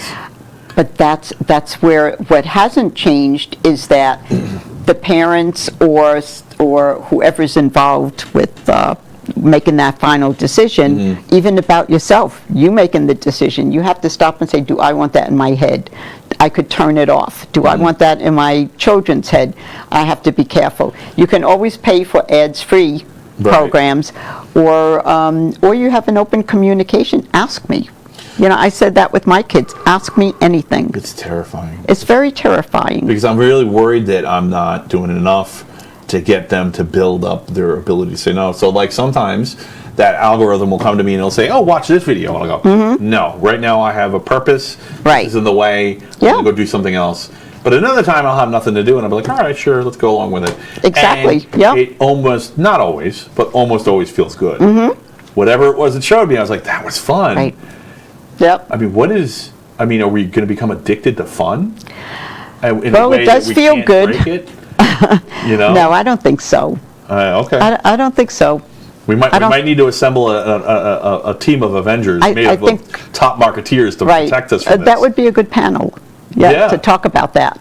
Yeah, yeah, I think so. Yep. Avengers. Yeah, the advertising Avengers. No, there is no likenesses meant to be induced to Marvel or any other. I don't know. I can't spout out a disclaimer fast enough. That's what it'll be. The Avenged ones. Hey, a legally safe. Thank you, Lynette. Yeah, what was that thing that Deadpool did with the X-Force is illegally safe, not to be confused with the X-Men. So we need an X-Force. Yeah. Okay, cool. I'm kind of like, I wanted to talk to you a little bit about language. And so I have this idea of the complexity horizon. Okay. And the complexity horizon is where language is just, it's the point at which ideas are outrunning our ability to make up words to describe them. So, yes. And we're creating our own language, aren't we? And so what we end up with are these, we're creating language as we go now, and we're creating like these free archetypes where things don't have like a name anymore, and when we have free archetypes, that seems to me to be like a fertile poaching ground for marketing. good or bad. So, should we be worried about it when words change? Or whenever we're coming up with a new word. So there's piles of new words in tech constantly. Yes. And I worry a little that sometimes those words are, like machine learning. They're like, a lot of people use artificial intelligence instead of machine learning. And actually, I actively talk about machine learning, first of all, because it's incorrect. Because artificial intelligence is, what we think of as intelligence is decision making. They're not doing decision making. No, they're not. Just doing big fancy binary trees. Yep. Right? A binary tree is it's just basically yes/no decisions. It's just a really complex tree. That's all it is. But it's not intelligence like we think of it. But it worries me that we use the words artificial intelligence because it implies something that's not there. And as one example. Right. And that I'm really worried that people are going to just let computers make decisions for them. That they shouldn't be letting them. They shouldn't. We're created with a brain. We're created with the thoughts that go into it. And we're created with choice to accept what we want to put into our brains and what paths we want to follow. Doesn't mean it's rock solid. Everybody should have an open mind to change. Change as you grow old. But not so open your brain falls out? No, you don't want that to fall out. And you just don't want to get comfortable. So having new words that don't exist, I'm cool with that. You know, like the George Carlin bit, like where he talks about, I like the George Carlin bit where he talks The about one about the shell shock. farts? What? Oh, not that one. Okay, all right. I thought that one was pretty damn good too. Well, whenever he talks about any kind of words, whenever they're changing, whenever government changes a word, like I like the shell shock and antisocial personality disorder one. They went through a few iterations. Yep. It's so sanitized now. People don't really think about what it means. That's But true. it's really a soldier who's completely out of their mind. They just can't adjust back to society from war. Right. Which is a big deal. That is a big deal. But we don't treat it like a big deal anymore. And there's so many words like that. I feel like whenever we have these ideas out there, if there aren't panels or discussions or interviews like this, like the long form interview podcast is like the last great hope of pinning agree. down free archetypes before they're used for evil. Does that make sense? It does make sense. Yes, it does. Okay, good. I'm glad you agree with me. Because I'm like, it does make sense. So even if you don't enjoy this, go find another one. Go find another long form, like 2, 3, 4 hour podcast that just talks about ideas. Because otherwise they just float in the ether, and bad stuff can happen. Let me just introduce them to the Dear Operation podcast, where they can see exactly that. All right, cool. Okay, So Steve has cool. a long form podcast talking about music, and then there's free archetypes of music because music is changing like mad right now. We talked to musicians too, but we had an episode I think that clocked in at 3.5 hours, and it took me 12.5 hours to edit it. Let's see if Steve really is immune to vapor lock as he says he is. So what would you call that kind of musical arrangement where you have a bunch of people collaborating, Like a supergroup? across, well, not a super group, but a bunch of people collaborating across the internet, but they don't actually ever meet, like your band. Is that a band or is that something else? It's like an online band. It's like an online project, kind of. Online project. Remote project. So it's a thing. It's not really like a title for it. It's just like a thing that exists. See, there's no word for that idea. This is the kind of thing I'm talking Come on, about. do your homework. No, it's Come not. up with an idea. Because it's like it's like a super group, right? Right. It's not a one word thing. There are Right. 2 words to describe a concept. Yeah. So online project is equally. So as valid. supergroup is the word you would use. No, supergroup is a collaboration of big name artists. Yes. That's what I thought Right. too. Yeah, but like hence supergroup, and then supergroup doesn't involve a bunch Well, of you're kids. pretty super. Supergroup doesn't involve a bunch of unknown kids in their parents' basement making like prog music. But I mean, it doesn't matter how well known there are. What I'm saying is when you have a bunch of people, because this is going to happen more. I mean, But Danny you guys Carey- broke ground on an idea that wasn't used too much, but it's going to be used a lot more in the future if COVID doesn't end. No, there's There's gonna be more of this. basically wanting to be in a band but not wanting to go to band practice. That's like what it is. Well, that's another Okay, idea. there it is. What it is that basically my band we send around stems and shit like that. And I don't know how this turned into this conversation, but my band No, because I see what I You did see? there. There you did we it. send stems and stuff like that to each other, and then all we do is we just like write our parts over, and then that's it. And then All I give up. Okay. Yeah, well, someone will come up with a word for that. Please, someone come up with a word. But the thing is, there's a It's potential referred to as for an online project. That's what it is. yeah. Well, how about when we start using symbols, emojis, instead of words. Oh my God. And they That's keep just changing. really confusing. That's very confusing, and I got in trouble with that. Well, you know, so there's some of that though. Hold on a Do you second. want me to acknowledge that? Well, you're the one that told me to stop using food emojis. My mom misused the eggplant emoji. If I was making, Matt got it. I'm never gonna stop using All right. eggplant and the moon emoji now. if I was And by the way, the making- brown one isn't chocolate ice cream. So Oh, come on, really? I would make eggplant parmesan for dinner, and I would send a text to my kids saying, making something really good, and then I'd send the little eggplant emoji. And I kept doing that, and then my oldest son said, Mom, please stop sending me food emojis. And he took me aside and told me what that meant. I go, Fred, is every emoji like gross like that? yes, probably. Yeah. Everything's gross if you think about it. Yeah, so then I stopped We're all using just that. star poop. Yep, Yes, you heard it here first. We're star poop. yep. Yes. So- embrace the stuff. Embrace the maximal nihilism. We are all star poop. But that and expressions and things, I mean, they all have different meanings, and I'm always stepping in it. I mean, I'm known for that. Right. So it's, No, I mean it's good if you, at least if you recognize it, he's you can. smiling so pretty. Yeah.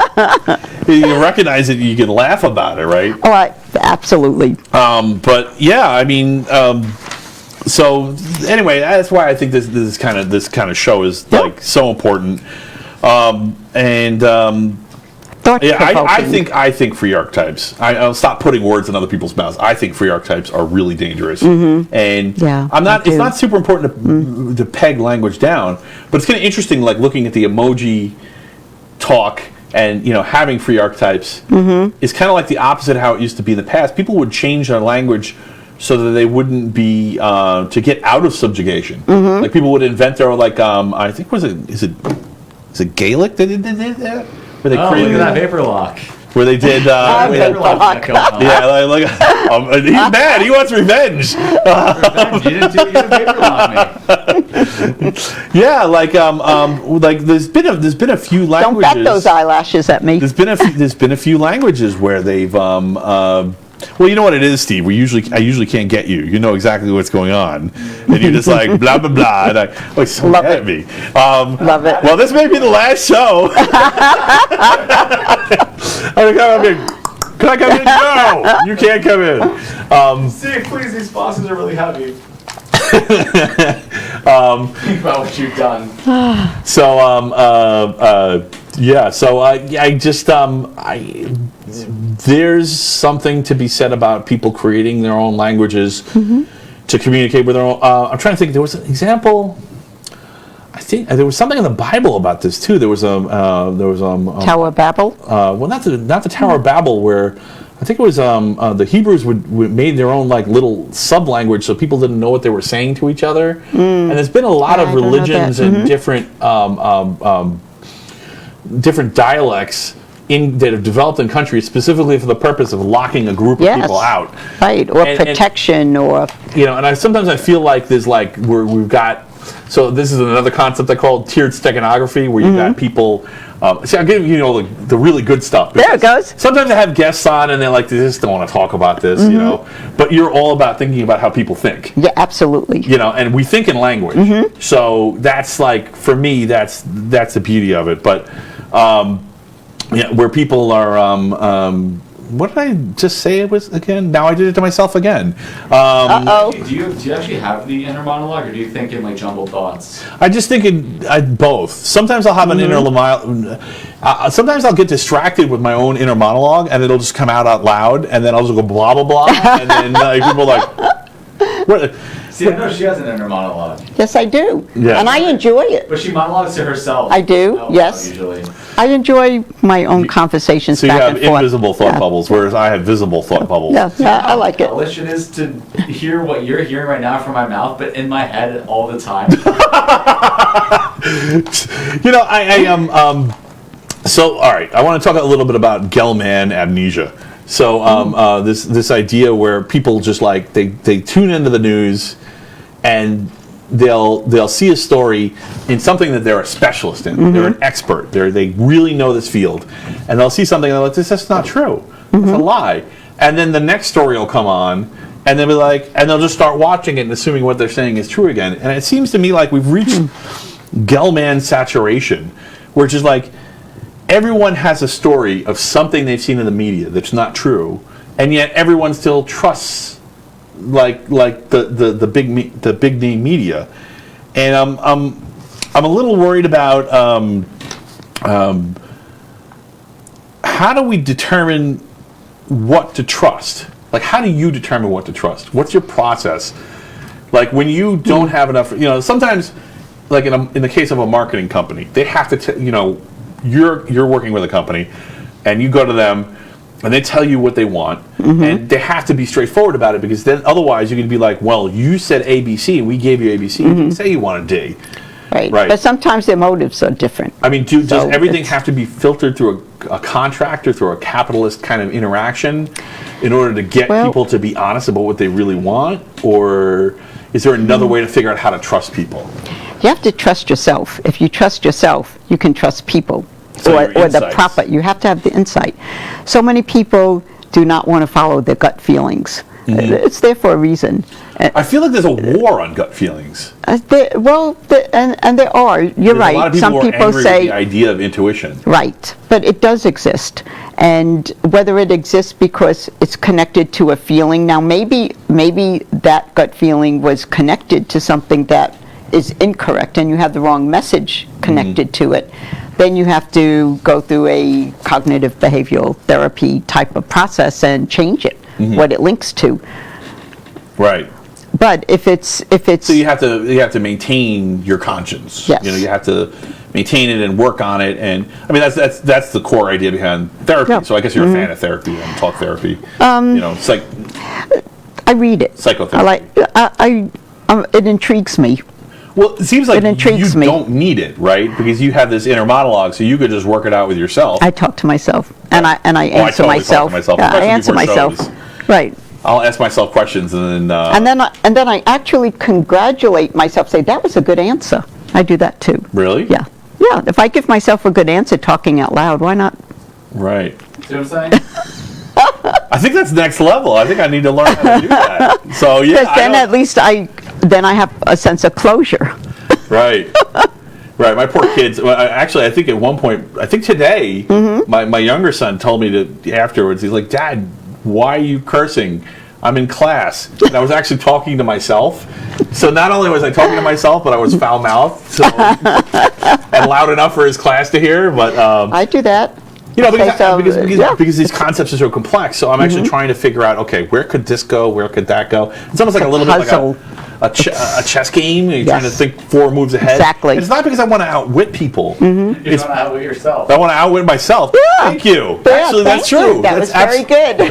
Very insightful. There. See, that's the Steve that I'm usually expecting to come back at me, right? Right. I knew I had you in a trap because you hadn't ever described the online band thing, but For me, I never described it. Well, you described it, but you didn't. You gotta make up words, man. You gotta. I know you can. I know you can We make should up have words. our own dictionary. Yeah, I can barely speak English. Well, you see, so here's the trick I figured out. Nobody's a linguist, right? And this is the kind of thing I was. Well, that's true. Educated linguist. No, but the thing is, the linguist. That's the problem. Is the more educated you are, the less likely you are to make up new stuff. Right, you're going to start. Right. You might be able to reach out to some Latin roots and stuff, but you're not gonna kind of move with the shared psychology between everyone. And I think that's what separates a linguist. That's why a linguist isn't just a marketeer, or a marketer. No, not by the definition of a linguist. No, but theoretically they should be able to, right? They should be able to just jump back and forth. They should. But they can't. It's not even close. But they can. Hey, what's up? Yeah, so I don't understand. Well, there's a lot I don't understand, but I feel like if people would recognize that they couldn't, that the language that is being presented to them is prepackaged, and that it's not available to them to change as they see fit, that maybe there would be like a rebellion, like almost a linguistic Well, rebellion. they did, but I mean, it has. there's been lots of them in the Right. past, but I So, think for there's none of that example, going on right now. if you take the word bad and bad, how it changed from something bad is not good for you, but then bad is cool. Yeah, bad is cool. Right, it's cool. And cool is not just low temperature. No, it's not. Cool is cool. That's cool, super cool. Yeah, Yeah. right. So, yes, we are changing it. we need more of that, I think. Well, if you're talking about making up words, you know the term gent, right?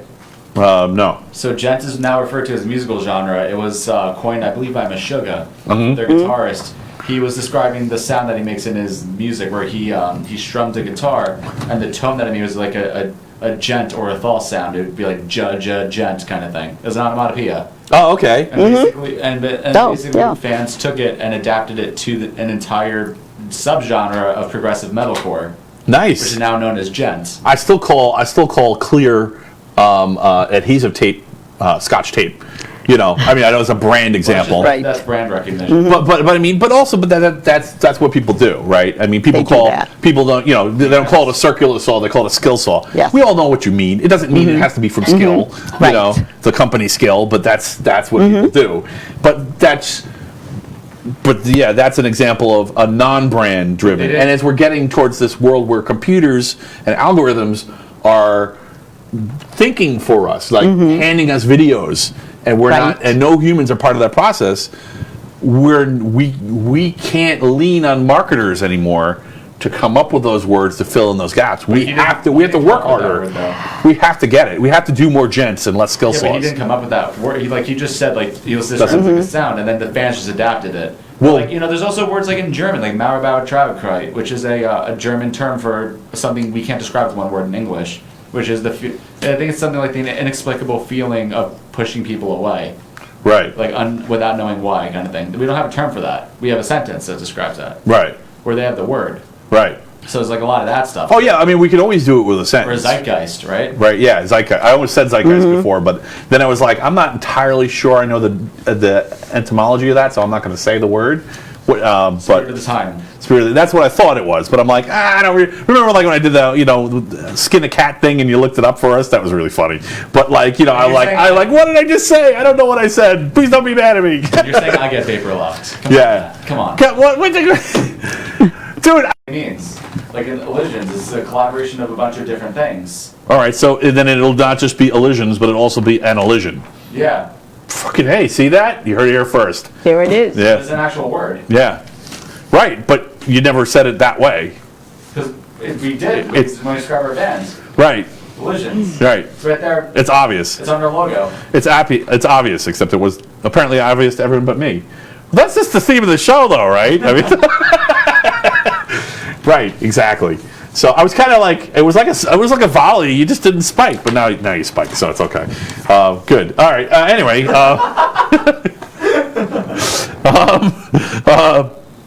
All right. So I got a question for you. Let's kind of get off of this. It's getting too deep. I'm starting my brain's starting to break. But concert sellout strategy. So like, if I was thinking about this, if you're having any kind of like show, it doesn't matter whether it's a concert or a comedy show or any kind of live show, like, does it make more sense to go for like bigger venues first, or you want to go for like many small venues? And is it better to sell out a bar than take a risk on not selling out a stadium? is what So I'm to saying. be when you're smaller, small fish in a big pond Right. versus, vice versa, big fish. a question Right. mark fish in a Right. big pond. Right, exactly. I mean, it seems like if you're perceived to be a big fish in a small pond, like you can't really tell how big a fish it is if the pond's full, right? Right. So that's You have to be careful with, I hear what you're saying. There was, this was interesting, Steve may remember this. There was a, Steve may remember this. possibly, or possibly not.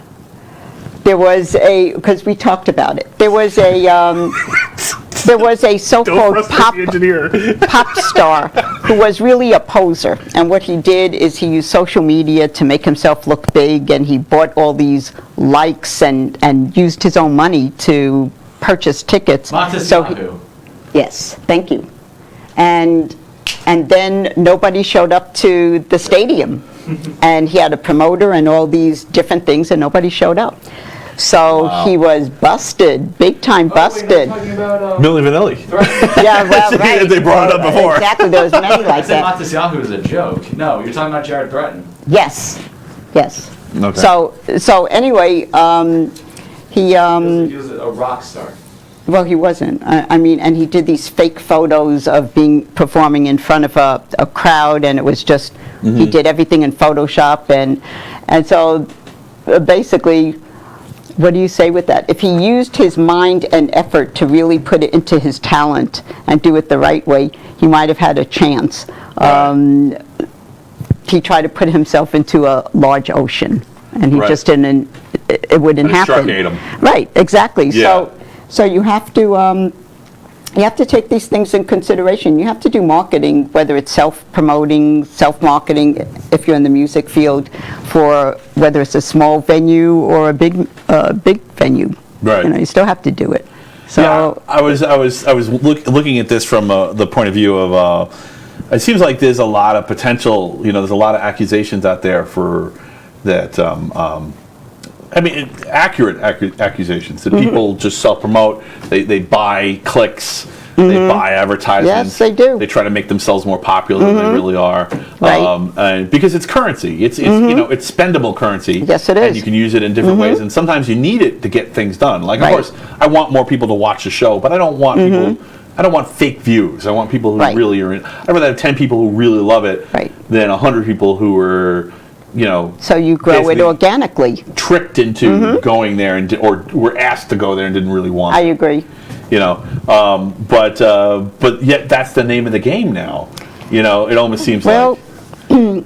you know, you'll get away with it a couple times, because if you get somebody that wants to endorse you with a product, and you say, look, I have 1 million people watching me, you'll get a product, but then if nobody's buying the product and they're watching all the data and the analysis, and they're saying, hey, you know, we invested X amount of dollars, gave them product or money or whatever they did, and it's not selling. Right. Not through that channel.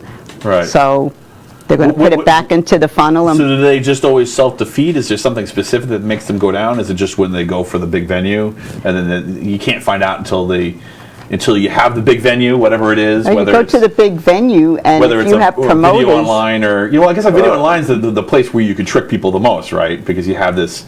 You can, there but- could be an automated aspect to it that no one can see. or this fella that I told you about, who used social media to trick the promoters for them to put up the money so he could perform in this So large I venue. guess in that case it would solve itself, because the promoters would be smarter next time and double They'll check. be smarter, but they got screwed. And that's Yeah. not I mean, you know, musicians don't like promoters, and you know, it goes both ways, but you know, you just can't screw one another.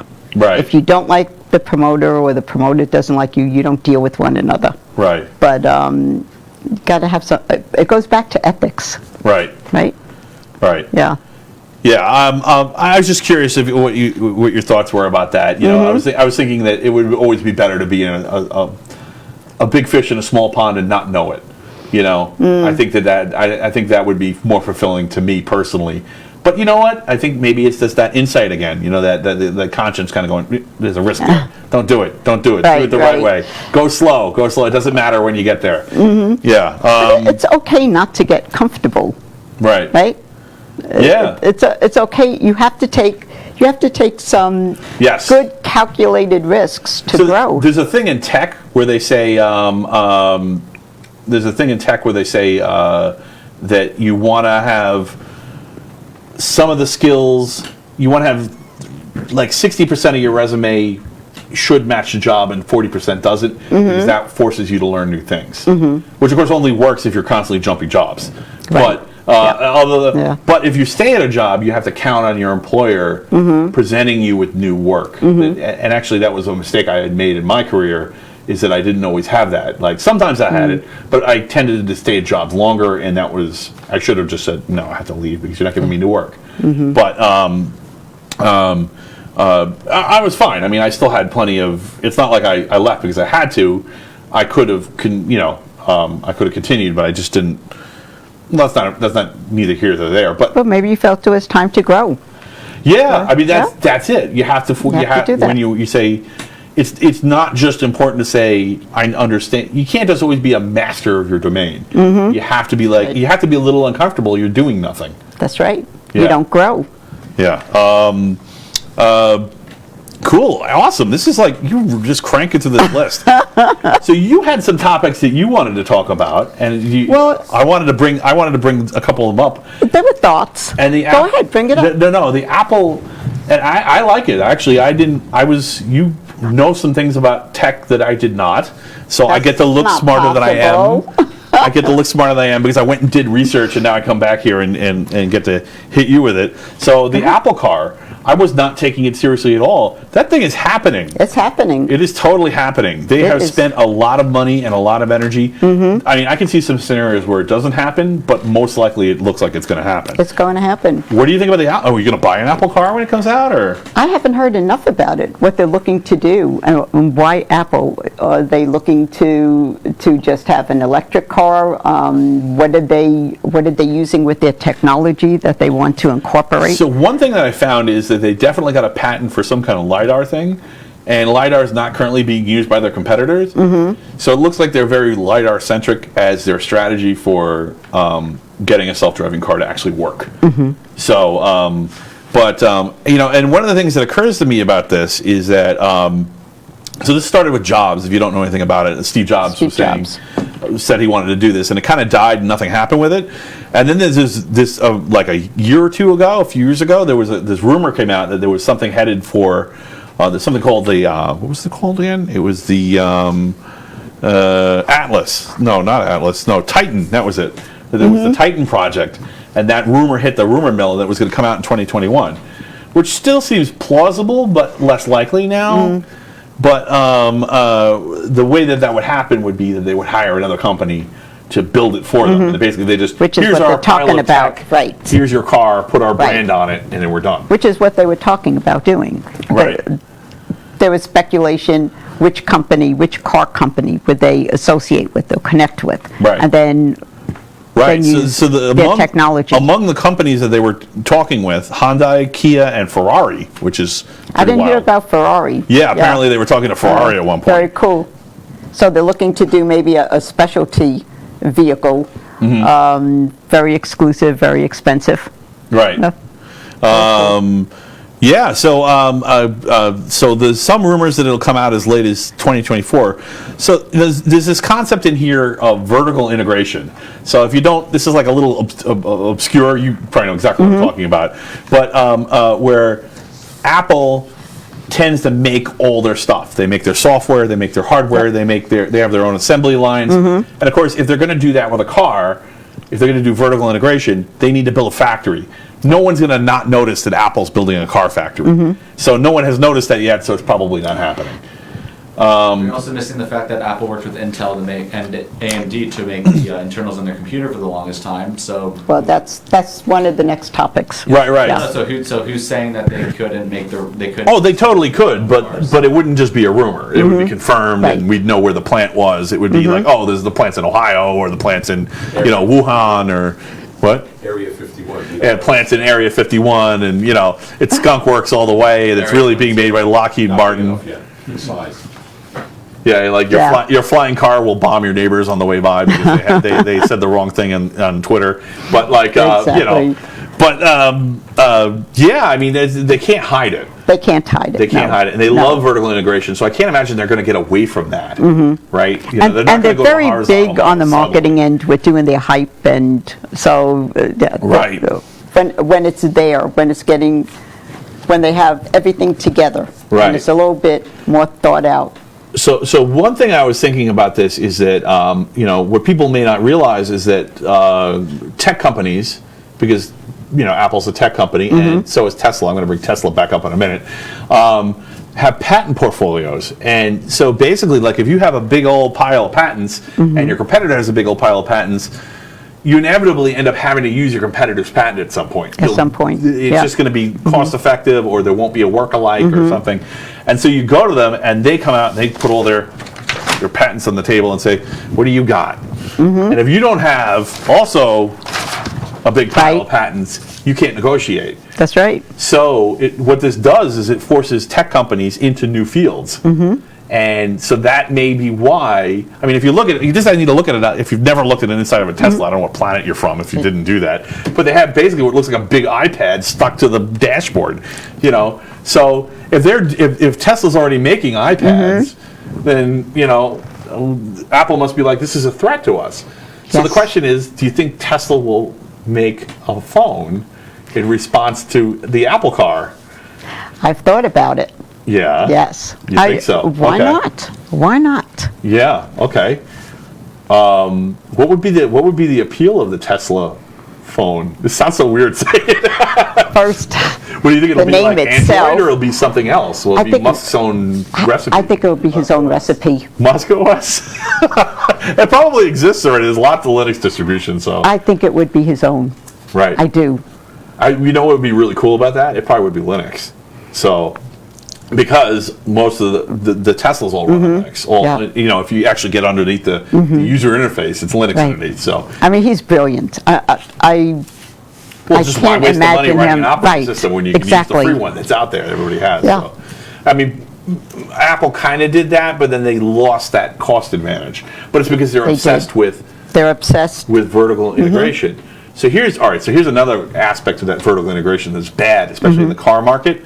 So there's been Massachusetts has passed a right to repair law, and there's right to repair laws on the book in bills in a lot of different states. It looks like this is going to be like a marijuana kind of thing, where, you know, like just one state after another is going to start passing it, and then, you know, what are you to do? If you want to do business in the states, you have to play along with their rules. Sure. So right to repair, Tesla, who's also very vertical, is in trouble with this. So is Apple going to just release this car, and all of a sudden they're going to have to go more horizontal to deal with the fact that people want parts? Because of course none of them, you know, they don't want to sell parts, because then theoretically GM could go to a Tesla dealership and buy electric motors and build a GM with Tesla parts. Right. I mean, it's a Right? good question. So Tesla kind of restricts that and says, oh, you have to be an authorized. But at the same time, I mean, do we want? It seems like, you know, I don't know. It's just, it's a really. But they also have, what was it? I think it's Ford did it. Ford had this really exclusive paint job for like one of their performance cars. It was like, I forgot the model. And basically the way it was is that the paint was so exclusive, like nearly no one could get it. It was like pearlescent, like blue or green paint. And like, what happened was, whenever someone wanted to paint a piece of a car to repair it or something like that, they would have to contact Ford, fill out a form, a representative from Ford would then come to where it's being fixed or painted, then give them the can of paint, wait there for them to work on it, and then take the rest back. What? That's how it works. That is insane. So there's no I think I've heard something about this, but I can't recall what it There's no was. saying that Apple wouldn't do that too with their parts. Yeah, but I'm not sure they'd legally be allowed to. It doesn't matter what they want to do. If, you know, if the sheriff shows up, like, well, you got to give that paint over. We have a right to repair in this state. And you know. yeah, the right to. I don't know why I give them that accent. Have the right to supervise, you know. Yeah. So I don't know. It's going to be kind of interesting. They could dump billions or even trillions into this. They could. And it could backfire. They have the money to do it. $1 million. It's really expensive. Yeah. Oh, yeah. I believe you. I think I've heard about this. I think Jay Leno did a bit on it, but I can't remember what car it was, or it was it was definitely for a specific car. It was a Ford something, I forgot. Yeah. So one of the things that, other than patent war chests, so the word is Ford GT, that's what it was. Ford GT. Okay, that makes sense. That's yes. They made the GT way too exclusive. You know, You have to be on a list, and then you have to also be accepted from that list. you don't. Here's the trick: you don't need to make a car that exclusive. You can make 5,000 of a car, not instead of 500, because people will drive them and crash them, and then there's 500 anyway. It's just wrong. I mean, I got it why they did it in the late 60s, early 70s, but it's not a, you know, it can't be a car if it's a piece of art. I'm sorry. Right. You know, Right. it can be a piece of art and a car, but if it's just a piece of art, it's not a car. You know, I don't know. Well, I don't know. Art. Define art. Yeah, well, usually one off, right? Yeah. We're going to get into that. There's more cool topics coming on this. But I wanted to get into that personally. Right now, my favorite is the Ford Mach-E, but the GT version. Supposedly there's a GT version coming out, and the preliminary specs look good. And Ford usually estimates down in the preliminary versions, and then it comes up when it actually comes out. So I'm hoping it's going to be really good. But the reason why is because I can go to a Ford dealer and get parts. Right. Tesla is notorious for not letting you do that, and to me, if I can't fix it myself, I don't really own it. And Apple will do the same. Do you think you own something if you can't fix it yourself? Yes. Okay. Because not everybody chooses to do that. Right, but then you could pick that. So for me, it's the person. If you could pick the person that works on it, then you can keep your costs down, and also you can keep it alive for as long as you see fit, not the company. But I don't know. I mean, but you think it's? I'm not going to fix my own cars. Right. Just like I'm not fixing my own computer. Right. So I will bring it to. Yes, it costs more money. There's insurance. There's different things that you can have to help along with that. But. Yeah, I mean, I wouldn't be, to me, that particular subject wouldn't be a factor. Right. So to me, it drives, I'm kind of like a jack of all trades. Yes, and it drives me, it drives me crazy. It would drive me you nuts. absolutely bats. And actually, I almost wanted to, I'm bringing it up almost because I want to discourage people from buying products you can't repair, specifically John Deere tractors, some Apple products, some Tesla products. You know, it's some Tesla stuff you can get off the shelf. But look at Tesla and Apple. People stand online just to wait for a product they don't even know if they're going to like or not. I think they're crazy. It's all marketing. I mean, I think they're out of their minds. Steve Jobs I pay a premium for it too. Steve Jobs was brilliant with marketing, and the reason that we might be getting into the marketing is evil zone here right now. Well, but okay. he understood the philosophy and the thought of scarcity. Right. And if he said, if this was coming out now, but yet something else is coming out, 2 years, and there's only X amount of models of whatever it is, whether it's the phone or the watch or whatever they're selling, people are going to buy it because they want it. It's right. All psychological. Well, I guess in an idealized consumer economy, everybody's just a consumer, and the products that you can buy and that are available to make your life better or worse changes over time. Yes. With that economy. But the problem is that the economy has players in it that are subject to forces outside of the consumer economy. And in particular, the reason I brought up John Deere tractors is because, of course, the only people who really want to use them are farmers, either in an amateur or a professional sense. Right. But in a professional farmer, commodity prices are all over the place. Yes. Sometimes they need to make their equipment extend beyond the expected lifespan. Yes, of course. I mean, that's literally where the word haywire comes from them fixing, where they fixed their tractor so many times with so many pieces of hay bale wire. Oh, that's interesting. I didn't know that. Yeah, it's literally, and they're shorting out because the hay wires are touching each other. That's where that comes from. Very cool. But that's how much tractor repair is important to farmers. But they don't, in this world, they can't exist. Not in that way. Right. Which means our food's more expensive. Or even worse, Maybe they go out of business and we don't get food. Well, true. It passes down. Yeah. I mean, that cost passes down. More people involved. Yeah, absolutely. Right. That's why Apple products are so expensive. Right. Well, this is one of the things. So, society. My heart doesn't bleed usually, but I worry a little bit about social mobility, and at some point does vertical integration become a problem to social mobility? In other words, you can't get that job because you can't get an iPhone. Right. Right. Yes. Because iPhone has some feature you can't. Now, fortunately, that is not happening, right? Because software is just a free for all, and I think a lot of that has to do with open source. So Yes. I think open source is keeping everyone honest. But I mean, that doesn't mean it always will. I'm a little worried that intellectual property will, it just needs to be forgotten for a few years and not be tended to, and all of a sudden everything will change for the worse. Well, there was a lot of people worried about that back in the 90s with Windows. They're still worried about that. Yeah. Yeah. So it's still. I have a good guest for you, an attorney, an IP attorney that talks about that open source. Yes. Yeah. Yeah, I would. Yeah, so that would I would. be- That's you're singing my song. So There it is. did I perk up like a dog there? Yes, you did. The ears, the whole thing.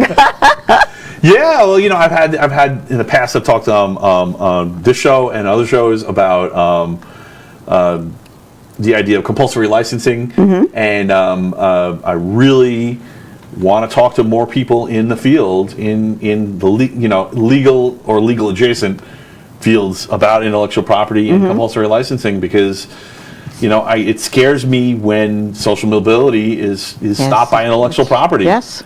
And I mean, it even happens with pop culture. I mean, you can't even quote a frickin' movie without a copyright strike. That's right. That's not you have to good. be very careful. People having a conversation about things, ideas that came from movies but belong to their group of people, can't use that language anymore. Yeah. It's that thing with the language, It's right? the This language little again. pieces of language are pulled away from us, and we're like, we can't talk about this anymore. How do we talk now? Well, I mean, it's like, that's why they have the Urban Dictionary. They create their whole new make up language. words, people. You gotta make up words. If you're not doing your part if you haven't made some words. Well, maybe we should start it here. Yeah. This show is great at making up words. This would be great. Yeah. So, yeah. All right. So that was. So that was good. Are we? So what do you think about that silicon chip? The chip on the Apple all-in-one chip that they designed. I mean, I'm fine with it. It's weird because it's hardware and because chips have such a high barrier to entry. I mean, basically, there's only 3 or 4 companies that can make chips at that scale. I'm fine with it because it's the only way to make them. In fact, I think that chips may be one of the very few things that we're not going to be 3D printing because they're so complicated. Right. Like we could be in a nanotech world where literally, they just built a 3D house out in Riverhead, right? First 3D house in the world, 3D printed house. I heard that. And it was built in Long Island, so. That scares me a little bit. But that's going to be that's just the beginning. How long did that take to build? It only took a day or 2. Really? Yeah, they just printed it right out. Once the setting up the printer, and it was just done. Yeah, wow. And you could buy it. It's not like it's exclusive or something, And it was cheap because it was cheap to build. It's mostly like boutique because it's weird. Is why it's sold for a normal house price. It would have been even cheaper. Right. Yeah. I have to look that up. I heard about it, but I think it might be still for sale. If I don't know. The subject it just intrigues me. I think someone bought it though. Yeah, someone bought it. Okay. I'm surprised. I would think that the realtor would be like, let's keep it on the market. It's going to be keep bidding people against each other. Fascinating. Yeah. It's intriguing. So I don't know. So Apple is saying that one of the reasons is because it will keep the cost down. They can offer their product at a lower cost. And I don't know. Well, economy of scale, that's always true, right? But they may not lower their cost even though they can. Right. They may just keep it up because that's what they're known for. This is the problem. So that goes back into. It's this usual copyright problem, right? Copyrights for 2 reasons. You do copyright because you want the originators to be rewarded for their effort. Yes. Which is good, and you want to do it and the other good reason for it is because you want to control reuse. So to control your image and to control how something's used. But there's lots of people use it for censorship. Yes, people use it for to have social effects that maybe they shouldn't be allowed to have. And again, it could be a social mobility thing. So I don't know. I mean, chips are really complicated and expensive. So I'm inclined to say pretty much anybody who wants to make a chip, that's fine. And Apple was already exclusive. And they've been exclusive for a long time, and they've been using commodity chips, and if they're getting away from commodity chips, you know, they're going to be if they don't, they're leveraging their own risk against themselves. Yes. So It'll when be it goes interesting. I'd like to see how that if plays it goes out. right, they're going to make more money than ever, and if it goes Yes. wrong, they're going to fail faster than ever. So, fuck them. Whatever happens, happens. That's it. Like, It's an interesting watch. I only worry if they become Interesting. too big to fail. That's no good. We can't let that happen. So that's the only thing that, like, as long as we're willing to let Apple fail, let them do what they want to do. Their stocks are already down. They're down, down, down. Right. Well, we'll see if that car comes out. I don't know. I mean, it could go really good for them. But they're coming out with the new I mean, if it's a full self-driving car, I know. it opens for urban driving, particularly in New York City, because New York City is so mass transit centric. It opens up a whole world for drivers there. Yeah, it does. Right. So you It'll just be like, car, take interesting. me here. And if it's legal to just take your hands off the wheel the whole time, even don't though know. you know lots of people will be able to drive that couldn't drive before. So. That'll be interesting. So here, I'm going to ask you. This one's, we've been surprisingly in order. But I was going to ask you, what's your favorite sci-fi show? Oh. Or movie or book or what's the best sci-fi you've ever? Well, I was always a Trekkie, so You're a Trekkie. yeah, I just Awesome. I just love it, and Star Trek was so weird. it was When weird, but first Star Trek, oh my God, yeah, the original. Mm-hmm. It's just so weird compared to anything else on TV. You know, that's Leave It to Beaverland and Star Trek. You might look at Star Trek and it's like, it's like the Hendrix problem. Mm-hmm. I was talking about this. I mentioned this on somebody else's podcast. Someone who doesn't know anything about Hendrix might listen to Hendrix and be like, "This is kind of boring," but it's Yeah, I not. suppose. It sounds boring because he's been copied so much. Mm-hmm. Because there's a million Hendrixes out there. Yes. That's why it sounds boring. Mm-hmm. Now there's a million sci-fi shows, so Star Trek might seem a little boring. But right. That compared to But what was at on the the time, TV at the time. It's another planet. that was wild. I mean, it was so ahead of its time. Right. And now we're using so many of those so-called items that they use. Yeah, the and, technology the is on there. technology is there. Yeah, the tricorders, the doodad used for health analysis. Yep. The bones would use. Yep. I forgot what they called it. Well, now it's an MRI. Yeah. Yeah, I mean, it's very cool. Got a flip phone. Yeah, the flip phones. Yep. Mm-hmm. The flip doesn't last that long. I miss flip phones. Flip phones were cool. No, I like them too. Little racer. It made me feel like I was Right, that's right. I forgot about that. I was ready to be beamed up when I had one of those. Yeah, I had a trench coat too. So at the time when I had a flip phone, so I had the whole Matrix thing going on. I had the full motif. Oh, that's very cool. A leather trench. Yeah, I Very used to be known cool. for my leather trench.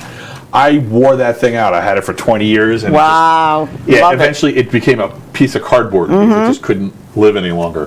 But I mean, there's a lot of great sci-fi out there. I'm a little. I can't think of anything off the top of my head. I haven't spent too much time watching anything. I'm just always busy, but yeah, there's some great things out there. well, Star Trek's a good answer. Yeah. Though. Because some Oh, people are thank Star you. Wars people. Yeah. Some people are. I love Star Wars, too. Battlestar Galactica or Babylon 5 or Mandalorian. Have you been watching that? Did you watch it? No. That's good. Cool. Yeah, that's very cool. Ever watch Mandalorian? That's, Oh, the Mandalorian. Yeah. Oh, yeah. Sorry. Yeah. I think you said something about the DeLorean. I'm like, what are you No, you said about, Mandalorian. like, Back to the I mean, Future? that was. Yeah, the Mandalorian's awesome. I can't Baby wait for Yoda. them to do one more episode, one more season. that is like the original formula for Star Wars. Right. No technology explanations. A little bit of backstory so Brilliant. it's coherent, but like It ties everything up. it's mostly just space fights. It's awesome. It's so good. It's awesome. And Baby Yoda. Oh, please. I don't know how they're gonna. Grogu. Grogu. Baby Yoda. I don't know how I Baby like Baby Yoda. Yoda. How are they gonna do season 3 without Baby Yoda? It's gonna be. know. I don't know. It's gonna be weird. Yeah. It could be. I know, It could be it's- great. I hope it's great, but I'm not. I think it's going to be great.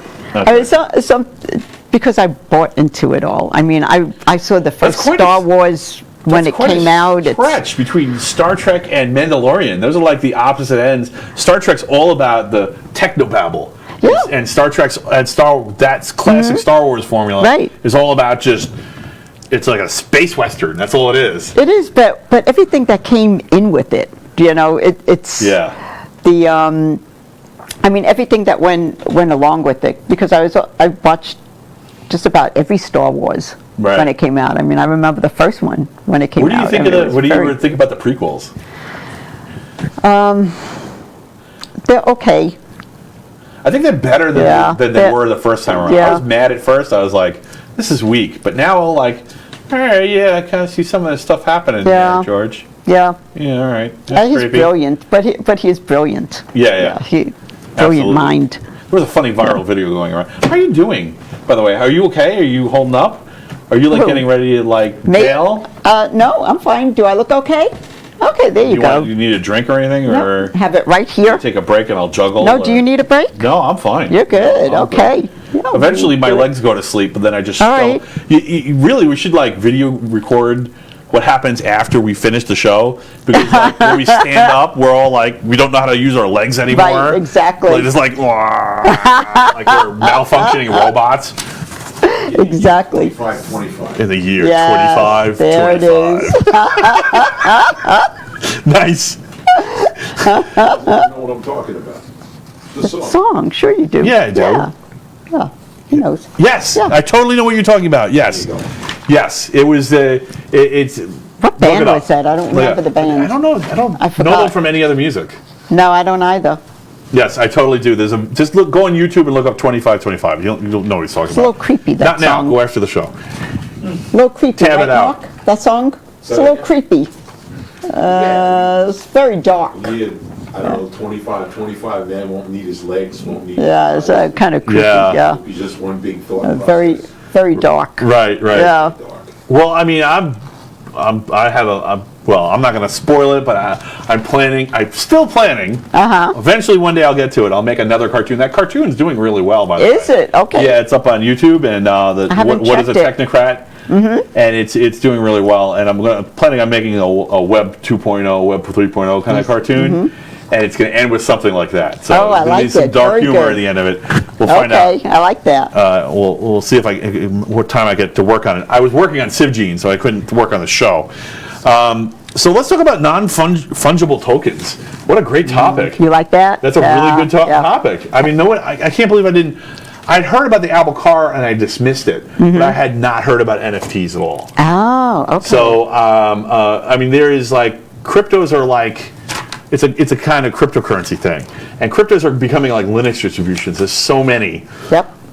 So, do you want to go on? You want to riff on it, or you want me to? No, open you could start it out. Non-fungible tokens. Non-fungible tokens are.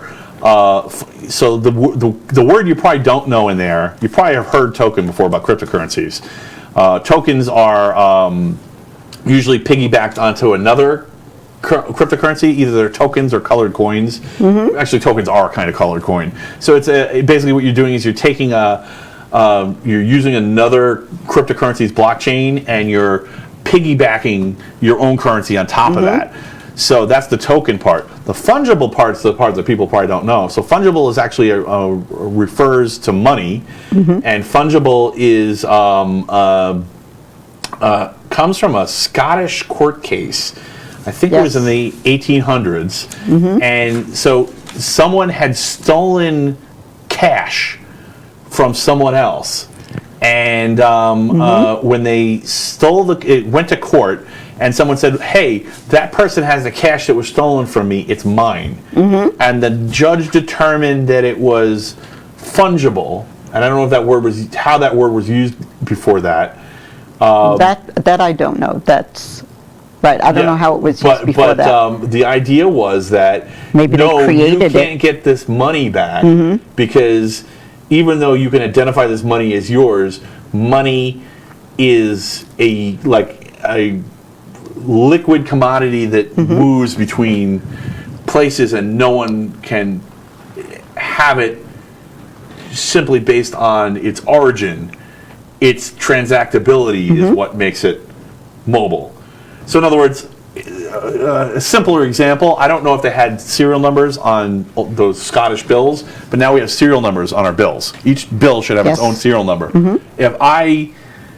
If you steal a 20 from me and I know its serial number and I say that's my bill, and you spend it on a sandwich, and I go to a deli and I see my bill with my serial number, I can't get it back simply because it's my serial number. I can go after the person who stole it, but I can't go after the people who ended up with it in the secondary transaction. So it's separating one degree of past one degree of transaction, including stealing in transactions, is not yours anymore. So these tokens are not fungible. They are not transferable to another person. That's right. That's the idea behind it. That's what's cool. That is kind of what's cool. Very And that's cool. what's weird. It's almost like the opposite of how we think about I know. intellectual property. Exactly. Right? It's like Exactly. the unintellectual property. Thanks, Miguel. I appreciate it. Yes. All right. I want to be in your brain. I want to be in your head. Miguel wrote, "Doing your show is like ritual meditation."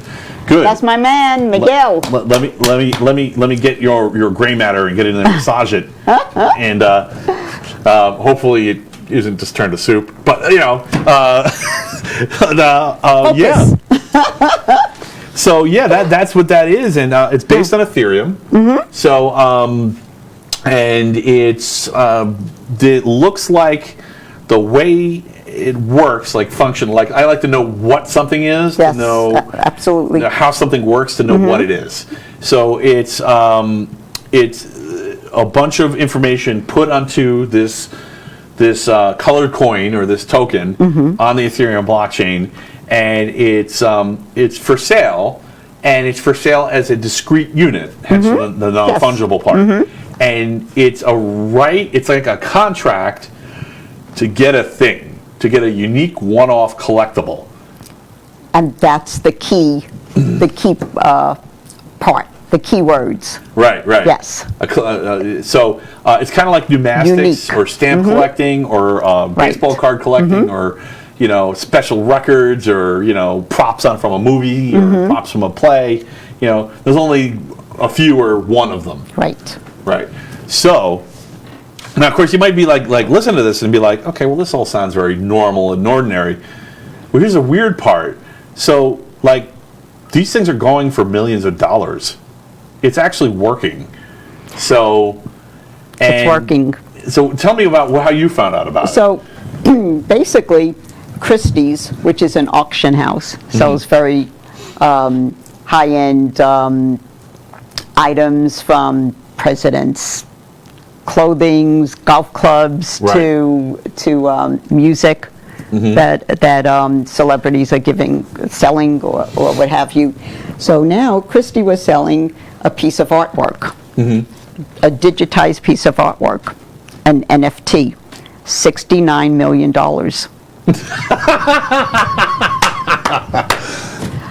So people say... I'll make this episode of the show available for $69 million. So now, why is it 69 million? I mean, what is this whole thought process going on with this? Well, basically, you can buy a Mona Lisa or any expensive painting, and you can hang it on your wall, but it really it doesn't have a one-of-a-kind validation value. It's not, you truly don't own it. There's nothing in the system that says you really own it. People can make copies of it. People could sell posters of it and reproduce it. Yeah. So they could do anything that they want with it. When you have a digitized piece of artwork that's an NFT, they can't do that. Right. They can't do it. It's a contract locked in. between the person who sold it. It's one of a kind. And so some people say, well, what am I going to do with a digital piece of artwork or music, or some of them have music, and I'm going to keep it in my wallet on my computer. And what am I going to do with that? Well, some people take it and they take the artwork from their computer and they'll project it on their wall or enjoy it any way that they want to, but nobody else can do that. No one can do that. And so again, that exclusivity is valuable. Yeah. And people pay for it. And it's huge. It's all over. So Beeple, who is the artist that sold this... Beeple, she said, Beeple. Right? Yeah, not people. No, Beeple. Beeple. Blink. Beeple. Stephen, if you could pull that up, or I could send it to you. What? Right. He's off in another world. That's cool. You're trying to get me to put something on the stream? If I send it to you, people could see the artwork. Some I'm people. really not set up for that. Okay. Yeah. I wonder if I could just show it. Yeah, well, you can just show it to me, and Yeah, then people can okay. see our reaction. So you can look up So- Beeple, Beeple. Yeah. Is that right? That's the artwork. Okay, so it's a composite of a bunch of other pictures. It's like a bunch of little pixels, but it's not. Yeah. It's It's a composite of a whole different bunch of different pieces of art. Mm-hmm. Almost like if you see, like, someone might use pictures to make another bigger picture by Right. carefully selecting the placement of the shaded pictures. Right, Except it's not, exactly. it's just a big, right. it's a Almost big looks collage. like small little stamps. A monstrous collage Right. of stamps. However, the odd thing, because we're talking about the exclusivity that nobody else can share it, I've seen a piece similar to that. Right. Yes, I've seen a similar piece where Well, somebody since- created something like that was like that, and it was just a composite of all different logos. So originally, when they first came up with this idea, Mm-hmm. they actually came up with a whole bunch of like little icons, the creators of this Mm-hmm. these tokens, and actually those icons sell for a lot of money now. Yes. Even though they're just silly 8-bit like literally they're like the size of the ICOs you have in the browser tab when you go to a website. Right. That's the size they are, but they're worth millions. Yes. Because of their originality, and it's like a status thing. Yes. Right. So and that's and so it actually gets well weirder. described. Yes. It gets weirder than this. So it's almost like this is like a callback to the guild economies. You know, where you might have a benefactor and you're creating artwork for your benefactor, and then, you know, yes, the world also gets to enjoy it. Like, you can actually go online. When you look at something online, you're looking at a copy of it. So you can see it. It's not like no one else can see it, but everyone knows it's yours. Right. It's exclusive to you. Right. So it's kind of cool. I think it's very you know, cool. in some ways. Very cool. So I watched a really great video. A guy was talking about, you know, this could kind of gut the music industry, and it maybe this is the answer that they've been looking for, is looking thought for about wealthy that. benefactors, like musicians, you know, looking for wealthy benefactors who would be willing to get exclusive rights to a particular copy of music, pay them for what would have been, you know, 5 million albums sold and a whole tour. Yep. You know, and like, here's that money, and now it's mine. But everyone else can still see it. Right. It's just not theirs. Right. You know, they're Well, just so allowed many to see it. musicians right now are selling all their rights. Right. I mean, they're doing that too. So Well, it's kind of happening yeah, anyway. it is. It's happening anyway. The market's forcing it. Yes. Yeah. Exactly. Yeah, I'm sad to hear that. I mean, I am actually, too. You know, I wanna see artists control their own destiny. I know. I think Bob Dylan was one of the latest that just sold all his work, and there was a few. Mark and I were talking about this the other day. Mark, who else was selling their work? We were talking about that. That's Mark Mendoza, just for those of you who don't know. Yeah. Mark Crest. What's up, Mark? Hang on a second. We'll find out. It's I keep hearing somebody else coming to play doing that, and there's a sadness with it that they're forced to do it. I mean, like the good example of how this could end well. Leonardo da Vinci, right? You know, he came from a time when you didn't do art unless you had a benefactor. Everybody Right. needed to eat. Right. You know, most people were agrarian. They were growing in their own food and keeping their own animals because it was the only way you could eat. True. So, Yes. and he didn't do any of that. He was part of Italy's elite, and he was just painting pictures and building things, and Right. you know, kind of doing like I'm doing on this show now, just kind of coasting and Yep. going with the flow and trying to learn about stuff. Yeah. Got some names for you. Okay. Sure.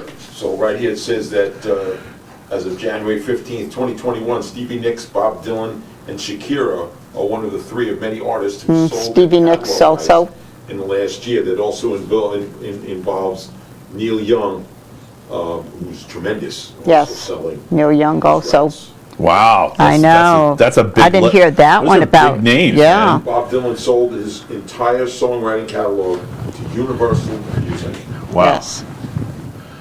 Yeah. So I mean, you know, which it's weird, right? So It's just weird. It's different, it's but kind of bad in a way because it's showing that maybe copyright isn't doing what it's supposed to do. Yes. You know, because you want artists to not feel like they're going to be dead-ended. Right.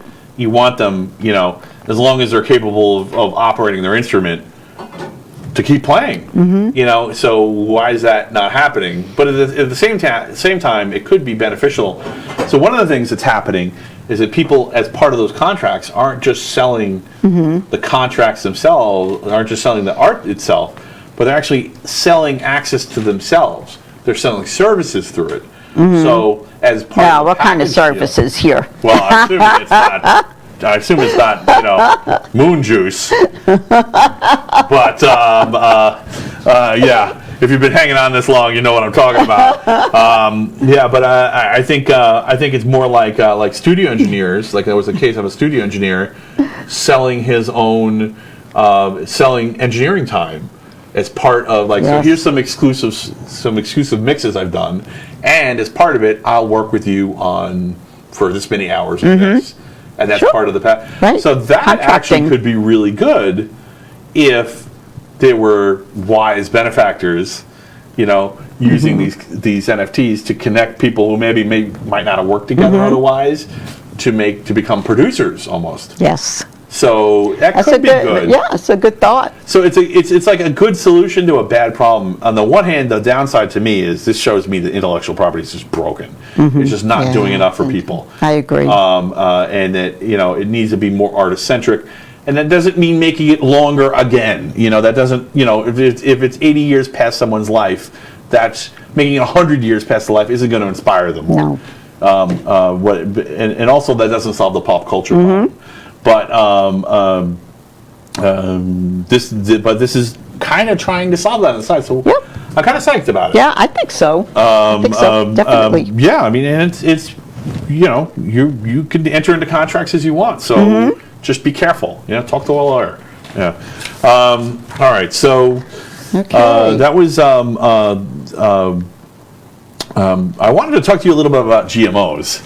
And so now that we know, or well, we don't know, but we strongly suspect that the coronavirus is a GMO. Like I had speculated from the beginning, what I know about CRISPR and all this stuff. But now we got the what was his name? I forgot his name. It was on the beginning of my. See, I don't have to remember if I wrote it down. David Asher. Now we got David Asher out there saying, you know, this is a bioweapon. You know. When does in the past viruses have been like computer viruses have been always about a person with a specific essentially attacking other you know, writing a piece of code to attack other pieces of code. And but there was a brief time in the beginning of viruses where there were accidents, you know. Right. Whose responsibility is it to deal with GMOs, and what do you think is going to happen? I mean, to me, I'm a little worried that this is going to keep happening. Yeah, you're like, I need a drink after that. I need a drink for that. I need a drink after Gatorade. that one. Like, where do the GMOs stop? I mean, do we consider it acceptable to be doing, are we going to be, is humanity going to get into a situation where they have to do genetic engineering just to survive the wildlife that's coming out of laboratories? And is that right or wrong, and how do we stop it? I mean, it's not an easy to answer question. There may be no answer. No, I mean, there may not be. My concern with what's going forward with the I mean, there's always a neat vaccines answer in the movies, and right? Well, you know, we have clinical trials for a reason. Are we really using it the way we should? Are we really taking advantage of it in this case? Yes, we're not. No, we're not. We're not. So We're definitely not. We're not. So is that legal or not? Is that responsible or not? Well, when we have these lockdowns that are destroying the economy and killing people, as we now know from that UN report, you know, there's a real cost to not doing anything. So, you know, every day that something isn't approved, things are getting worse. That's right. So there is a balance, right? But at the same time, yeah, I mean, fixing science seems like job one in a way that it has never been before. I mean, there was lots of things in science that we could have fixed and that, you know, but we had the time to make the mistake to figure out. I don't know how I just don't know how to proceed from here. I mean, baby steps. We can't really Small stop steps. someone from doing genetics. And I made this point in the last episode, is that, you know, it's shade tree genetics is done. It's a done deal. It's out there. Anybody can make a GMO in their living room if they have the knowledge. Yes. You know, I mean, you know, anybody with a, you know, you just need a moderate budget to do it. You just need some equipment and the know-how, and you can make your own GMOs. So I just don't even know. I'm really worried that there's going to be, everybody's like, oh, you know, COVID-19. I'm like, what about the next thing? Are we really preparing ourselves for the next thing? So, Well, do you think we're learning anything from it through the process? I learned a lot, and I hope the people watching the show have learned a lot, but I feel like when I watch the press, they haven't learned anything. Do you think the medical system and society and the government are learning from this experience, and where are they taking it? I don't think so. I don't really think they're learning anything. History will just repeat itself again. Right. If they don't take responsible measures. Well, I think a lot of the riots that we saw, some of them are anger over race for sure, but some of that is lockdowns. And the reason I say that is because they happened all over the world. You know, our social problems in American cities are not the problems in Europe, or not the problems in, you know, in China, but they were having riots. So why? It wasn't, you know, George Floyd. They don't, you know, they just don't, like, in England, they make a point of, you know, like, our racial situation is completely different in England than it is in America.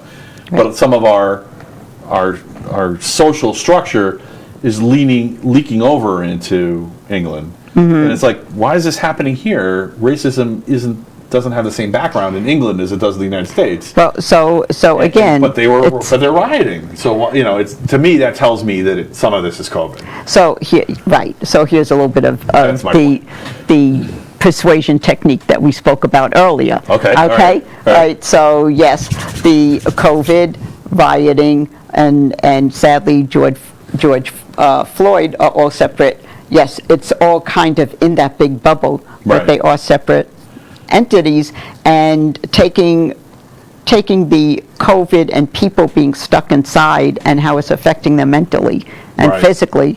The majority of people are not meant to be that way. We are social creatures. Right. And when that's taken away, you could lose your money, you could lose a job, you could lose a lot of things, you could build yourself back up. When someone tells you you cannot touch or hug or just speak to someone face to face, or walk to a second store to get a cheaper price. Which is if you talk to some of the therapists that are speaking about this, when people are ill, or they're shut-ins, or they're introverts, and they're having trouble in just socializing or so, they'll say, get out, take baby steps, go to a movie, then go to a gym, then ease your way into crowds. I mean, they encourage that. Well, now that's taken away from you.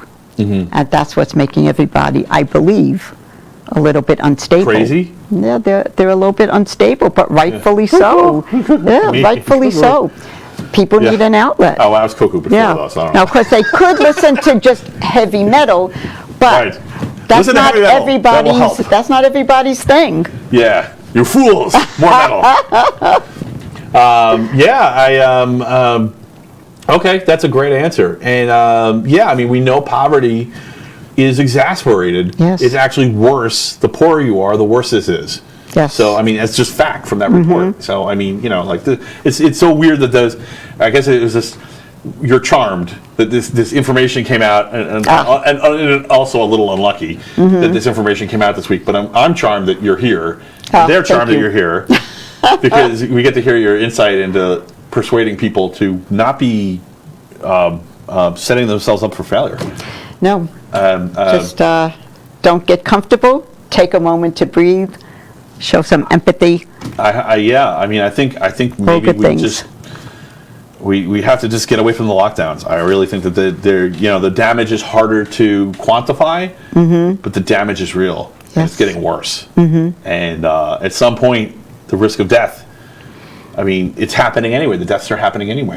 At some point, the risk of death is you know, I feel like the United States has got an undue influence on the world. I feel like that's part of what's been going on. And this has been a worldwide problem. We've all gone through the same thing. Everyone on Earth has gone through the same thing with the lockdowns. But I feel like... So do you feel there was anything positive that came out of COVID? That anything I at all? know more. And of course, not talking about the illnesses and deaths, which is horrifying. Right. But socially, as far as people.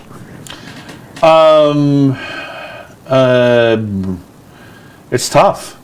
It's tough to come up. Well, all right. So one thing that was good for me personally is I don't feel as alone anymore, because when I heard about CRISPR, I was like, this is going to change everything. And I told everybody, this is going to change everything. And everyone kind of looked at me like, huh? And now it's obvious that even if this wasn't CRISPR, which it is, you know, probably was CRISPR, but, you know, the CRISPR really turning genes into Legos changes everything. Yes. You know, so the positive is, maybe if people look at this, I guess I do have a positive, yes. So the positive is, if people look at this and say, okay, look at all that power it has over our lives, now apply that to HIV, now apply that to cancer. Ooh, there's a real shot at curing these things. And actually, one of the things I said at the end of my Psychopath show, if you didn't watch it, is that one of the things that could happen with shade tree geneticists is that they can find a psychopath gene. I had written a study, like the outline of a study. It's not a study, but the outline of a study that, so a PhD could just pick it up and say, okay, and then maybe change some things and say, okay, this is what we're going to do. This is how we're going to find the psychopath gene. We don't need a study anymore.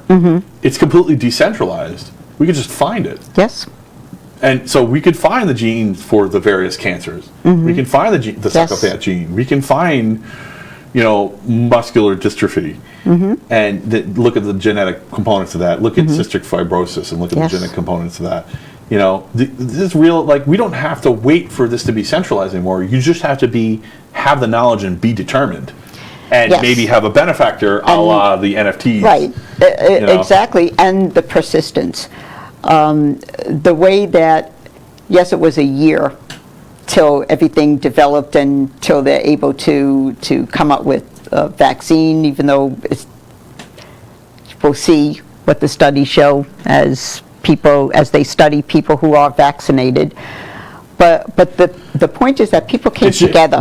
Just to be clear, I've always been worried about a risk, but it doesn't mean that the vaccines are bad. No, I don't think. I've been hesitating because I'm like, I don't need it anyway, so I'm going to wait. Right. Well, I mean, I had the virus and I had the IV immunity.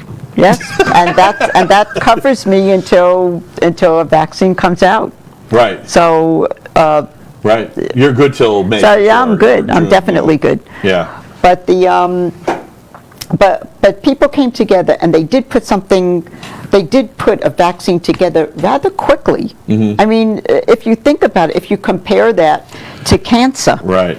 Why is the cure for cancer taking so long? Well, that's true. Okay, very good point. I think they put this together too quickly, and the reason, and specifically, I had a problem with there was a specific condition where animals with RNA vaccines could die on second infection that they couldn't possibly have tested for because they didn't have enough time. Right. Because your immune system needs to spin it down before you get infected again. That has always been my contention. That's always been my specific problem with this, and so I'm worried about that problem. But But yeah, you have an excellent point about cancer. I mean, why haven't we haven't even cured one cancer? Because each cancer is different cancers, right? The hundreds or even thousands of different cancers. I haven't heard. Well, we haven't even cured one. Right, exactly. I mean, they've come. I've heard coming HPV close kind of, things. Right, yes. the one caused by HPV. But that's it. That's the only one we can't cure it. We should have cured dozens of cancers by now. I'm very suspicious. My conspiracy theory, my frosted conspiracy theory side is like, break out the tinfoil. What is going on here? Why haven't we exactly few of them by accident? Exactly. Yeah. So we keep funding the the engines that are raising money, and where is the money going to? Is it going toward administration? Is it going toward large salaries? Maybe the money should go more into their research development. Okay, that's a great comment. Positive is families got to spend more time with their kids and their family. Yes. And they usually didn't working in daycare, as an example. Yeah, and Yes, dogs. excellent. Yes. All the pets are very happy. Yes. Yes, I have a puppy. Yeah. Of that, yes. I'm really happy we have dogs. I'm really glad for I the kids am. that we have dogs, because it's made a huge... It sounds stupid. It's just like, oh, come on, get over it. It's just a dog. Those dogs, man, they have totally like made this a lot better. They made all of us a lot. There's been a lot of comfort from our pets, Yes. know, and each other too. But you Right. know, Of course. we're 3 boys and 1 girl, so there's not always hugging. Sometimes there's no hugging. It's just No touchy. There's no, I know how the it nice is, words are yes. sparse and few between. Yes. I love my kids and they love me, but there's some of that, Right. Yeah. So, all right. Yeah, I think that there are positives that are going to come from this. I just. I think so. I have to add that some of the podcasts that I have joined and been just grateful to listen to talented music. Randy Jackson has a wonderful podcast. The man is, he performs ever since this started. I've seen it. Yeah. Every day he is relentless and talented. And I've met some wonderful people that are here on our chat tonight. Right. Through that. So thank you. That is a positive to me. Awesome. Yeah. And what you're doing and putting out, and Mark and Thanks. Stephen, I mean. I'm really glad we're getting back into interviews. I really love doing the Dystopia Report, and it was one thing. I learned more. I knew a bunch about genetics, but I learned actually more because of this, and I was glad I could share it with people. And actually, it even helped me. I know it's kind of convoluted, but some of the social effects of Corona actually helped me with the Civ gene stuff. Oh, interesting. So okay. like seeing the social effects that it was having on people. So I had a couple episodes ago, I did a thing I called Psychopaths, and it was actually about a theory that I came up with called Civ gene on my own, and you actually contacted me and said you really loved it. Oh, I thought it was great. It was brilliant. And I just wanted to I wanted to talk a little bit about, in the context of Corona, specifically it helped me to identify, I'm really worried about cancel culture. And I'm really worried that cancel culture is going to, is creating a situation where, no one is uncancelable, but some people are more resistant than others to it.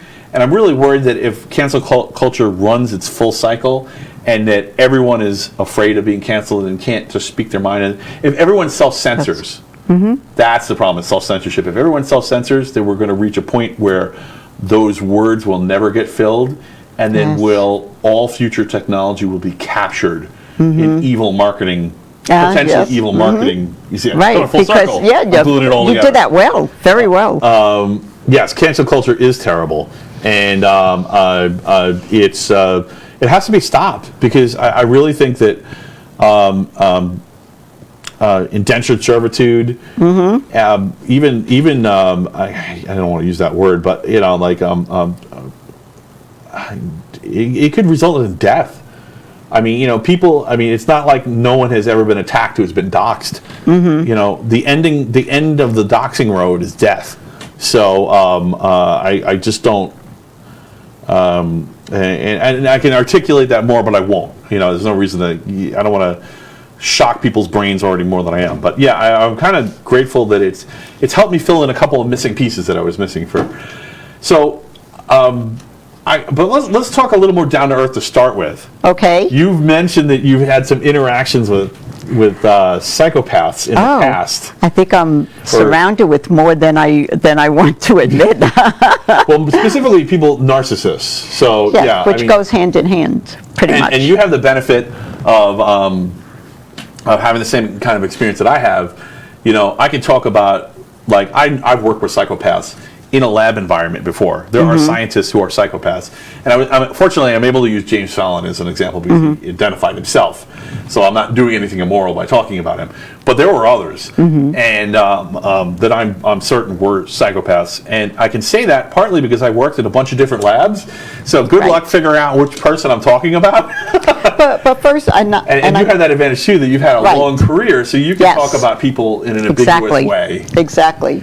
And I'm sure you, and I'm pretty sure I heard you clarify that a psychopath isn't necessarily a serial killer, although they're not. They usually aren't. They usually aren't. Yeah. So it's more a behavioral trait that they have. It's followed with narcissism, lack of remorse. Right. Well, I go by, so for me, now, again, this is not the clinical definition. Right. They've done a lot of substantive We're not definitions doctors or psychiatrists or and there's a lot of danger in misdiagnosing someone. Exactly. You can do a lot of damage. Exactly.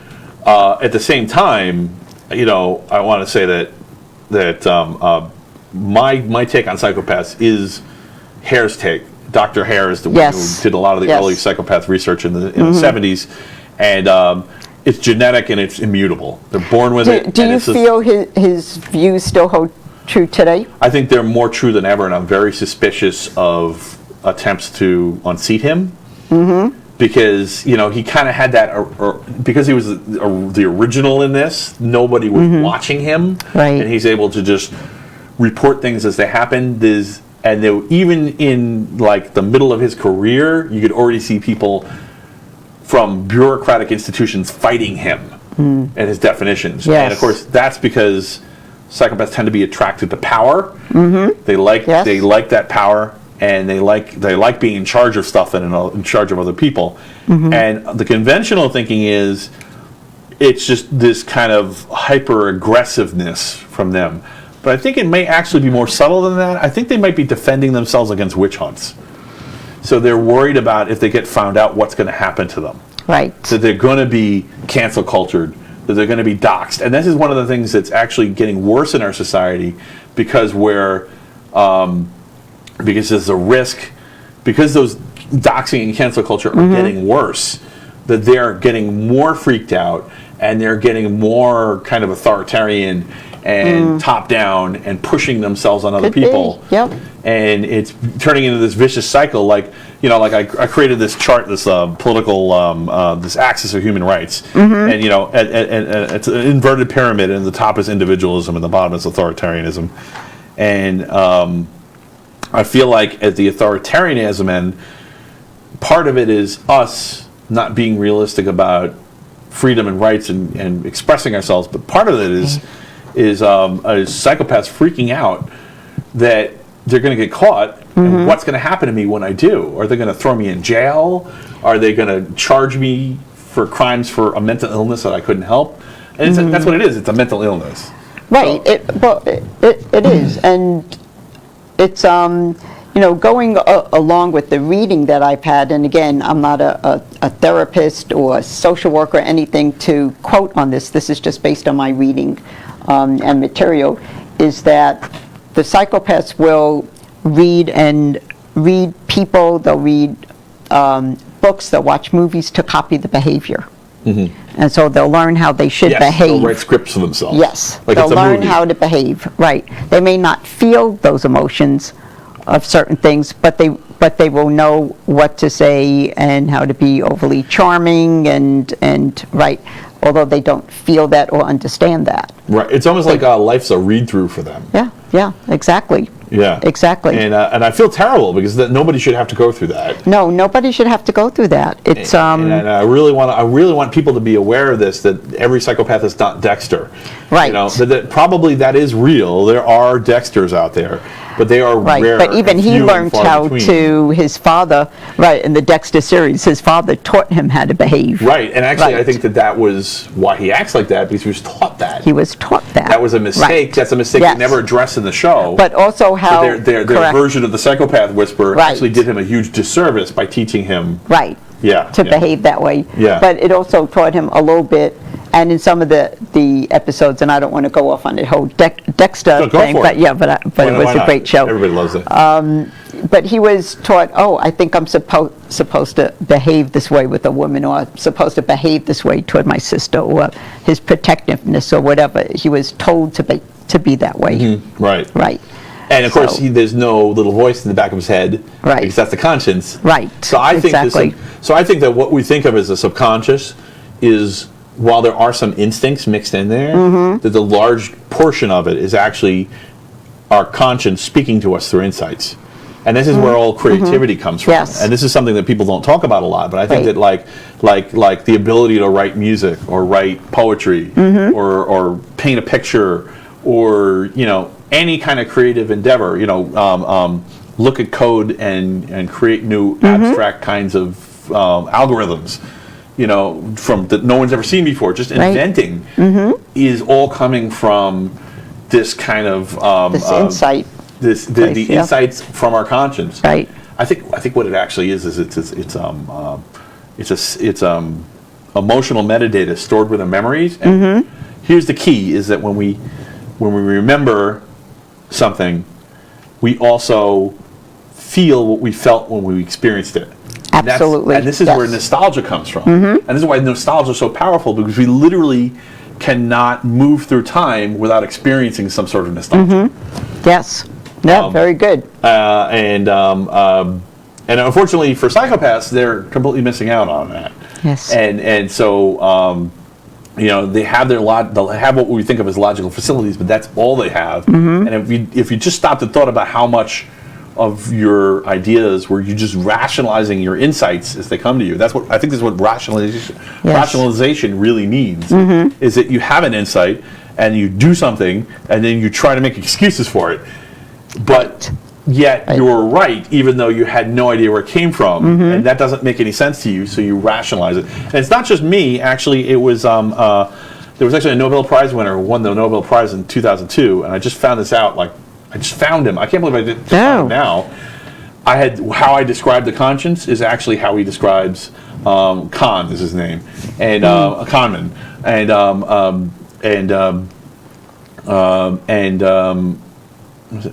forget conman. Well, anyway, doesn't matter. That fast and slow thinking is the type for how this works. And that the fast thinking is actually the conscience. And I was saying exactly the same stuff, but with different names. And now, of course, that I didn't come up with it. He came up with it. But wow, holy cow! Everyone considers this guy to be right. So I must be on something with this. You'll have to send me his name. I mentioned his name in the last one. I forgot to write it. There's so much stuff to write down. I know. Look at this. Just piles of. I mean, just. So I came up with two things: the axis of human rights, which is this chart to figure out what happens to our rights as we move from one kind of government to another, and then this thing, origin of human rights. I have to print this out because I don't remember what the heck I wrote, because there's so much stuff to this. There's so many different, it is the behavioral pairs. So but there's a lot of stuff. So I've forgotten his name, but I'll come back in the comments later and I'll add it in. We'll have to give you an iPad, maybe with the silicon chip from Apple. And and you could just scroll up, and get your notes. Right. So come on, you gotta give me a little bit of dirt. Who is somebody who you were you blindsided by a narcissist? Or did you not see it coming, or did you know what they were and you couldn't stop them? Well, I didn't know. Everybody's got a first, right? Right. I mean, how do you know?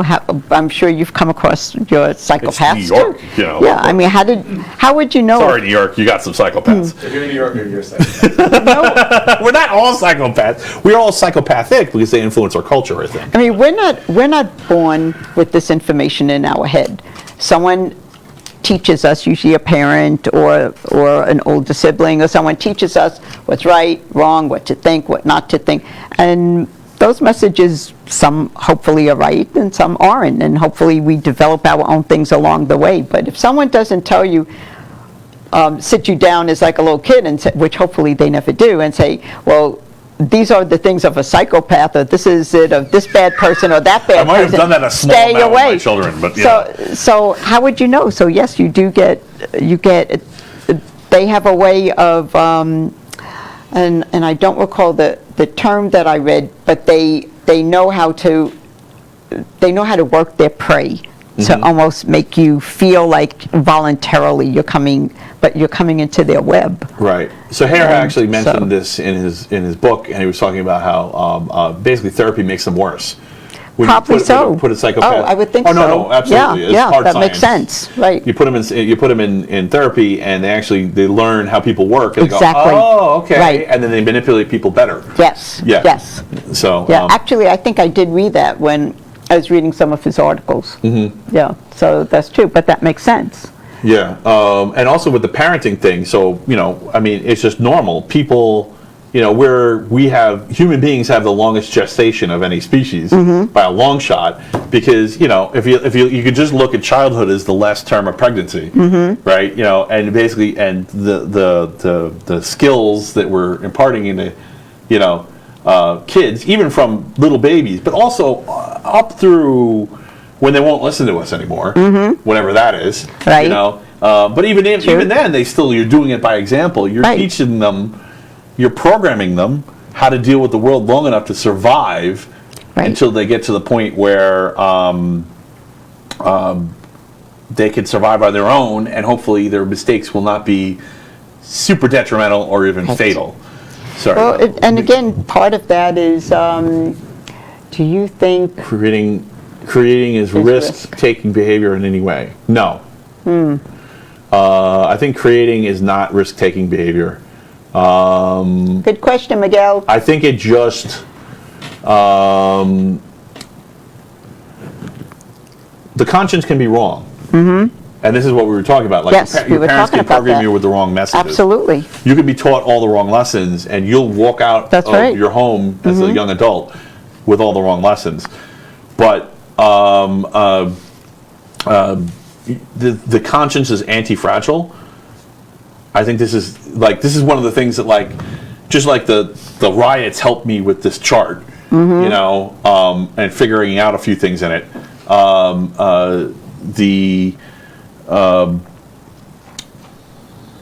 Looking at the behavior. Look, how do I put it?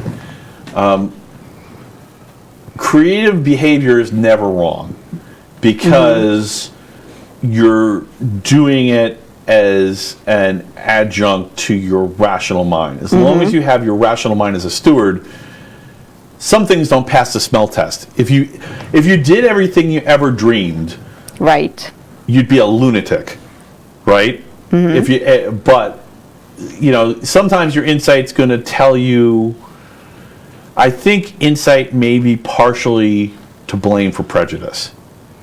So here's the downside of the conscience, is that actually conscience behavior that can actually create bad outcomes, in the sense that it's part of it is instinct. So what is prejudice really? Like let's look at racism. What is racism really? Racism is a defense against intruders, and it's the cheapest, junkiest, most garbage defense you can get, because you're saying, oh, I've been mating with people who are reasonably closely related to me, so everyone around me looks like me, and that person doesn't look like us, so I'm going to get him. He must be an outsider. I don't know. I think a little bit it's that. I think it's actually. I think it's fear. It's fear. It's fear. But I think it's actually hardwired into us, and I think that, and of course, it's completely junk. It's been junk since the airplane. Actually, I made this joke during a tail show, but I don't think it's a joke. I really think that any kind of race has become meaningless when we learn to fly. As soon as people could get in airplanes and fly from one continent to another, the idea of using the fact that people look like you to protect yourself is just total garbage. And it's important, the timing, because I think that was that had to do with the timing matches perfectly when the Nazis came to power. And imagine Hitler as a boy before the airplane, Right. and then coming into a world with the airplane and just not being able to cope with it. That's how I picture him. You know, just looking at the world and going, oh my God, all these people are here that don't look like me, that aren't part of my extended family. I don't know how to deal with it. And he just, you know, he may not have personally experienced that, but he tapped into it and created and what we think of as hate. But I think that's what actually that hate is coming from. It's when people become they reinforce it with each other. I think it definitely And psychological family and I don't think psychopaths hate. They like to manipulate hate. They like to use it to trick people, to make them to pit people against each other. But I don't think they hate like that. No, I believe they like the power and the authority. They like the power. They want to be in control. They like that which they feel, which is a self. It's an emotion they feel themselves, or it's just something that feels good, that they don't have anybody telling them what to do. This is a really heavy topic. You're like super brave being here and letting me talk on this. You must really trust me, because this is like the third rail of all, like, you know, of all modern discourse. So, Yeah, you know.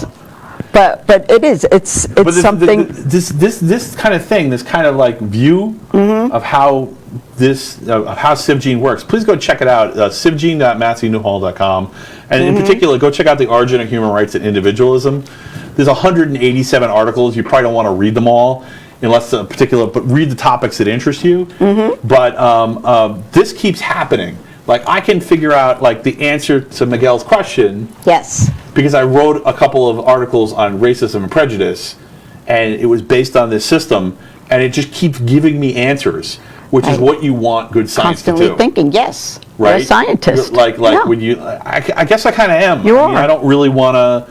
I have a ton of respect for the institution, but I think I realized something just the other day about PhDs, which is that the only thing that, you know, PhDs have learned a ton in the academic system, and I'm not disrespecting that in any way, but to assume that I can't know the important things and have a new perspective on it is crazy, because PhDs have their main advantage is they can force people to respond.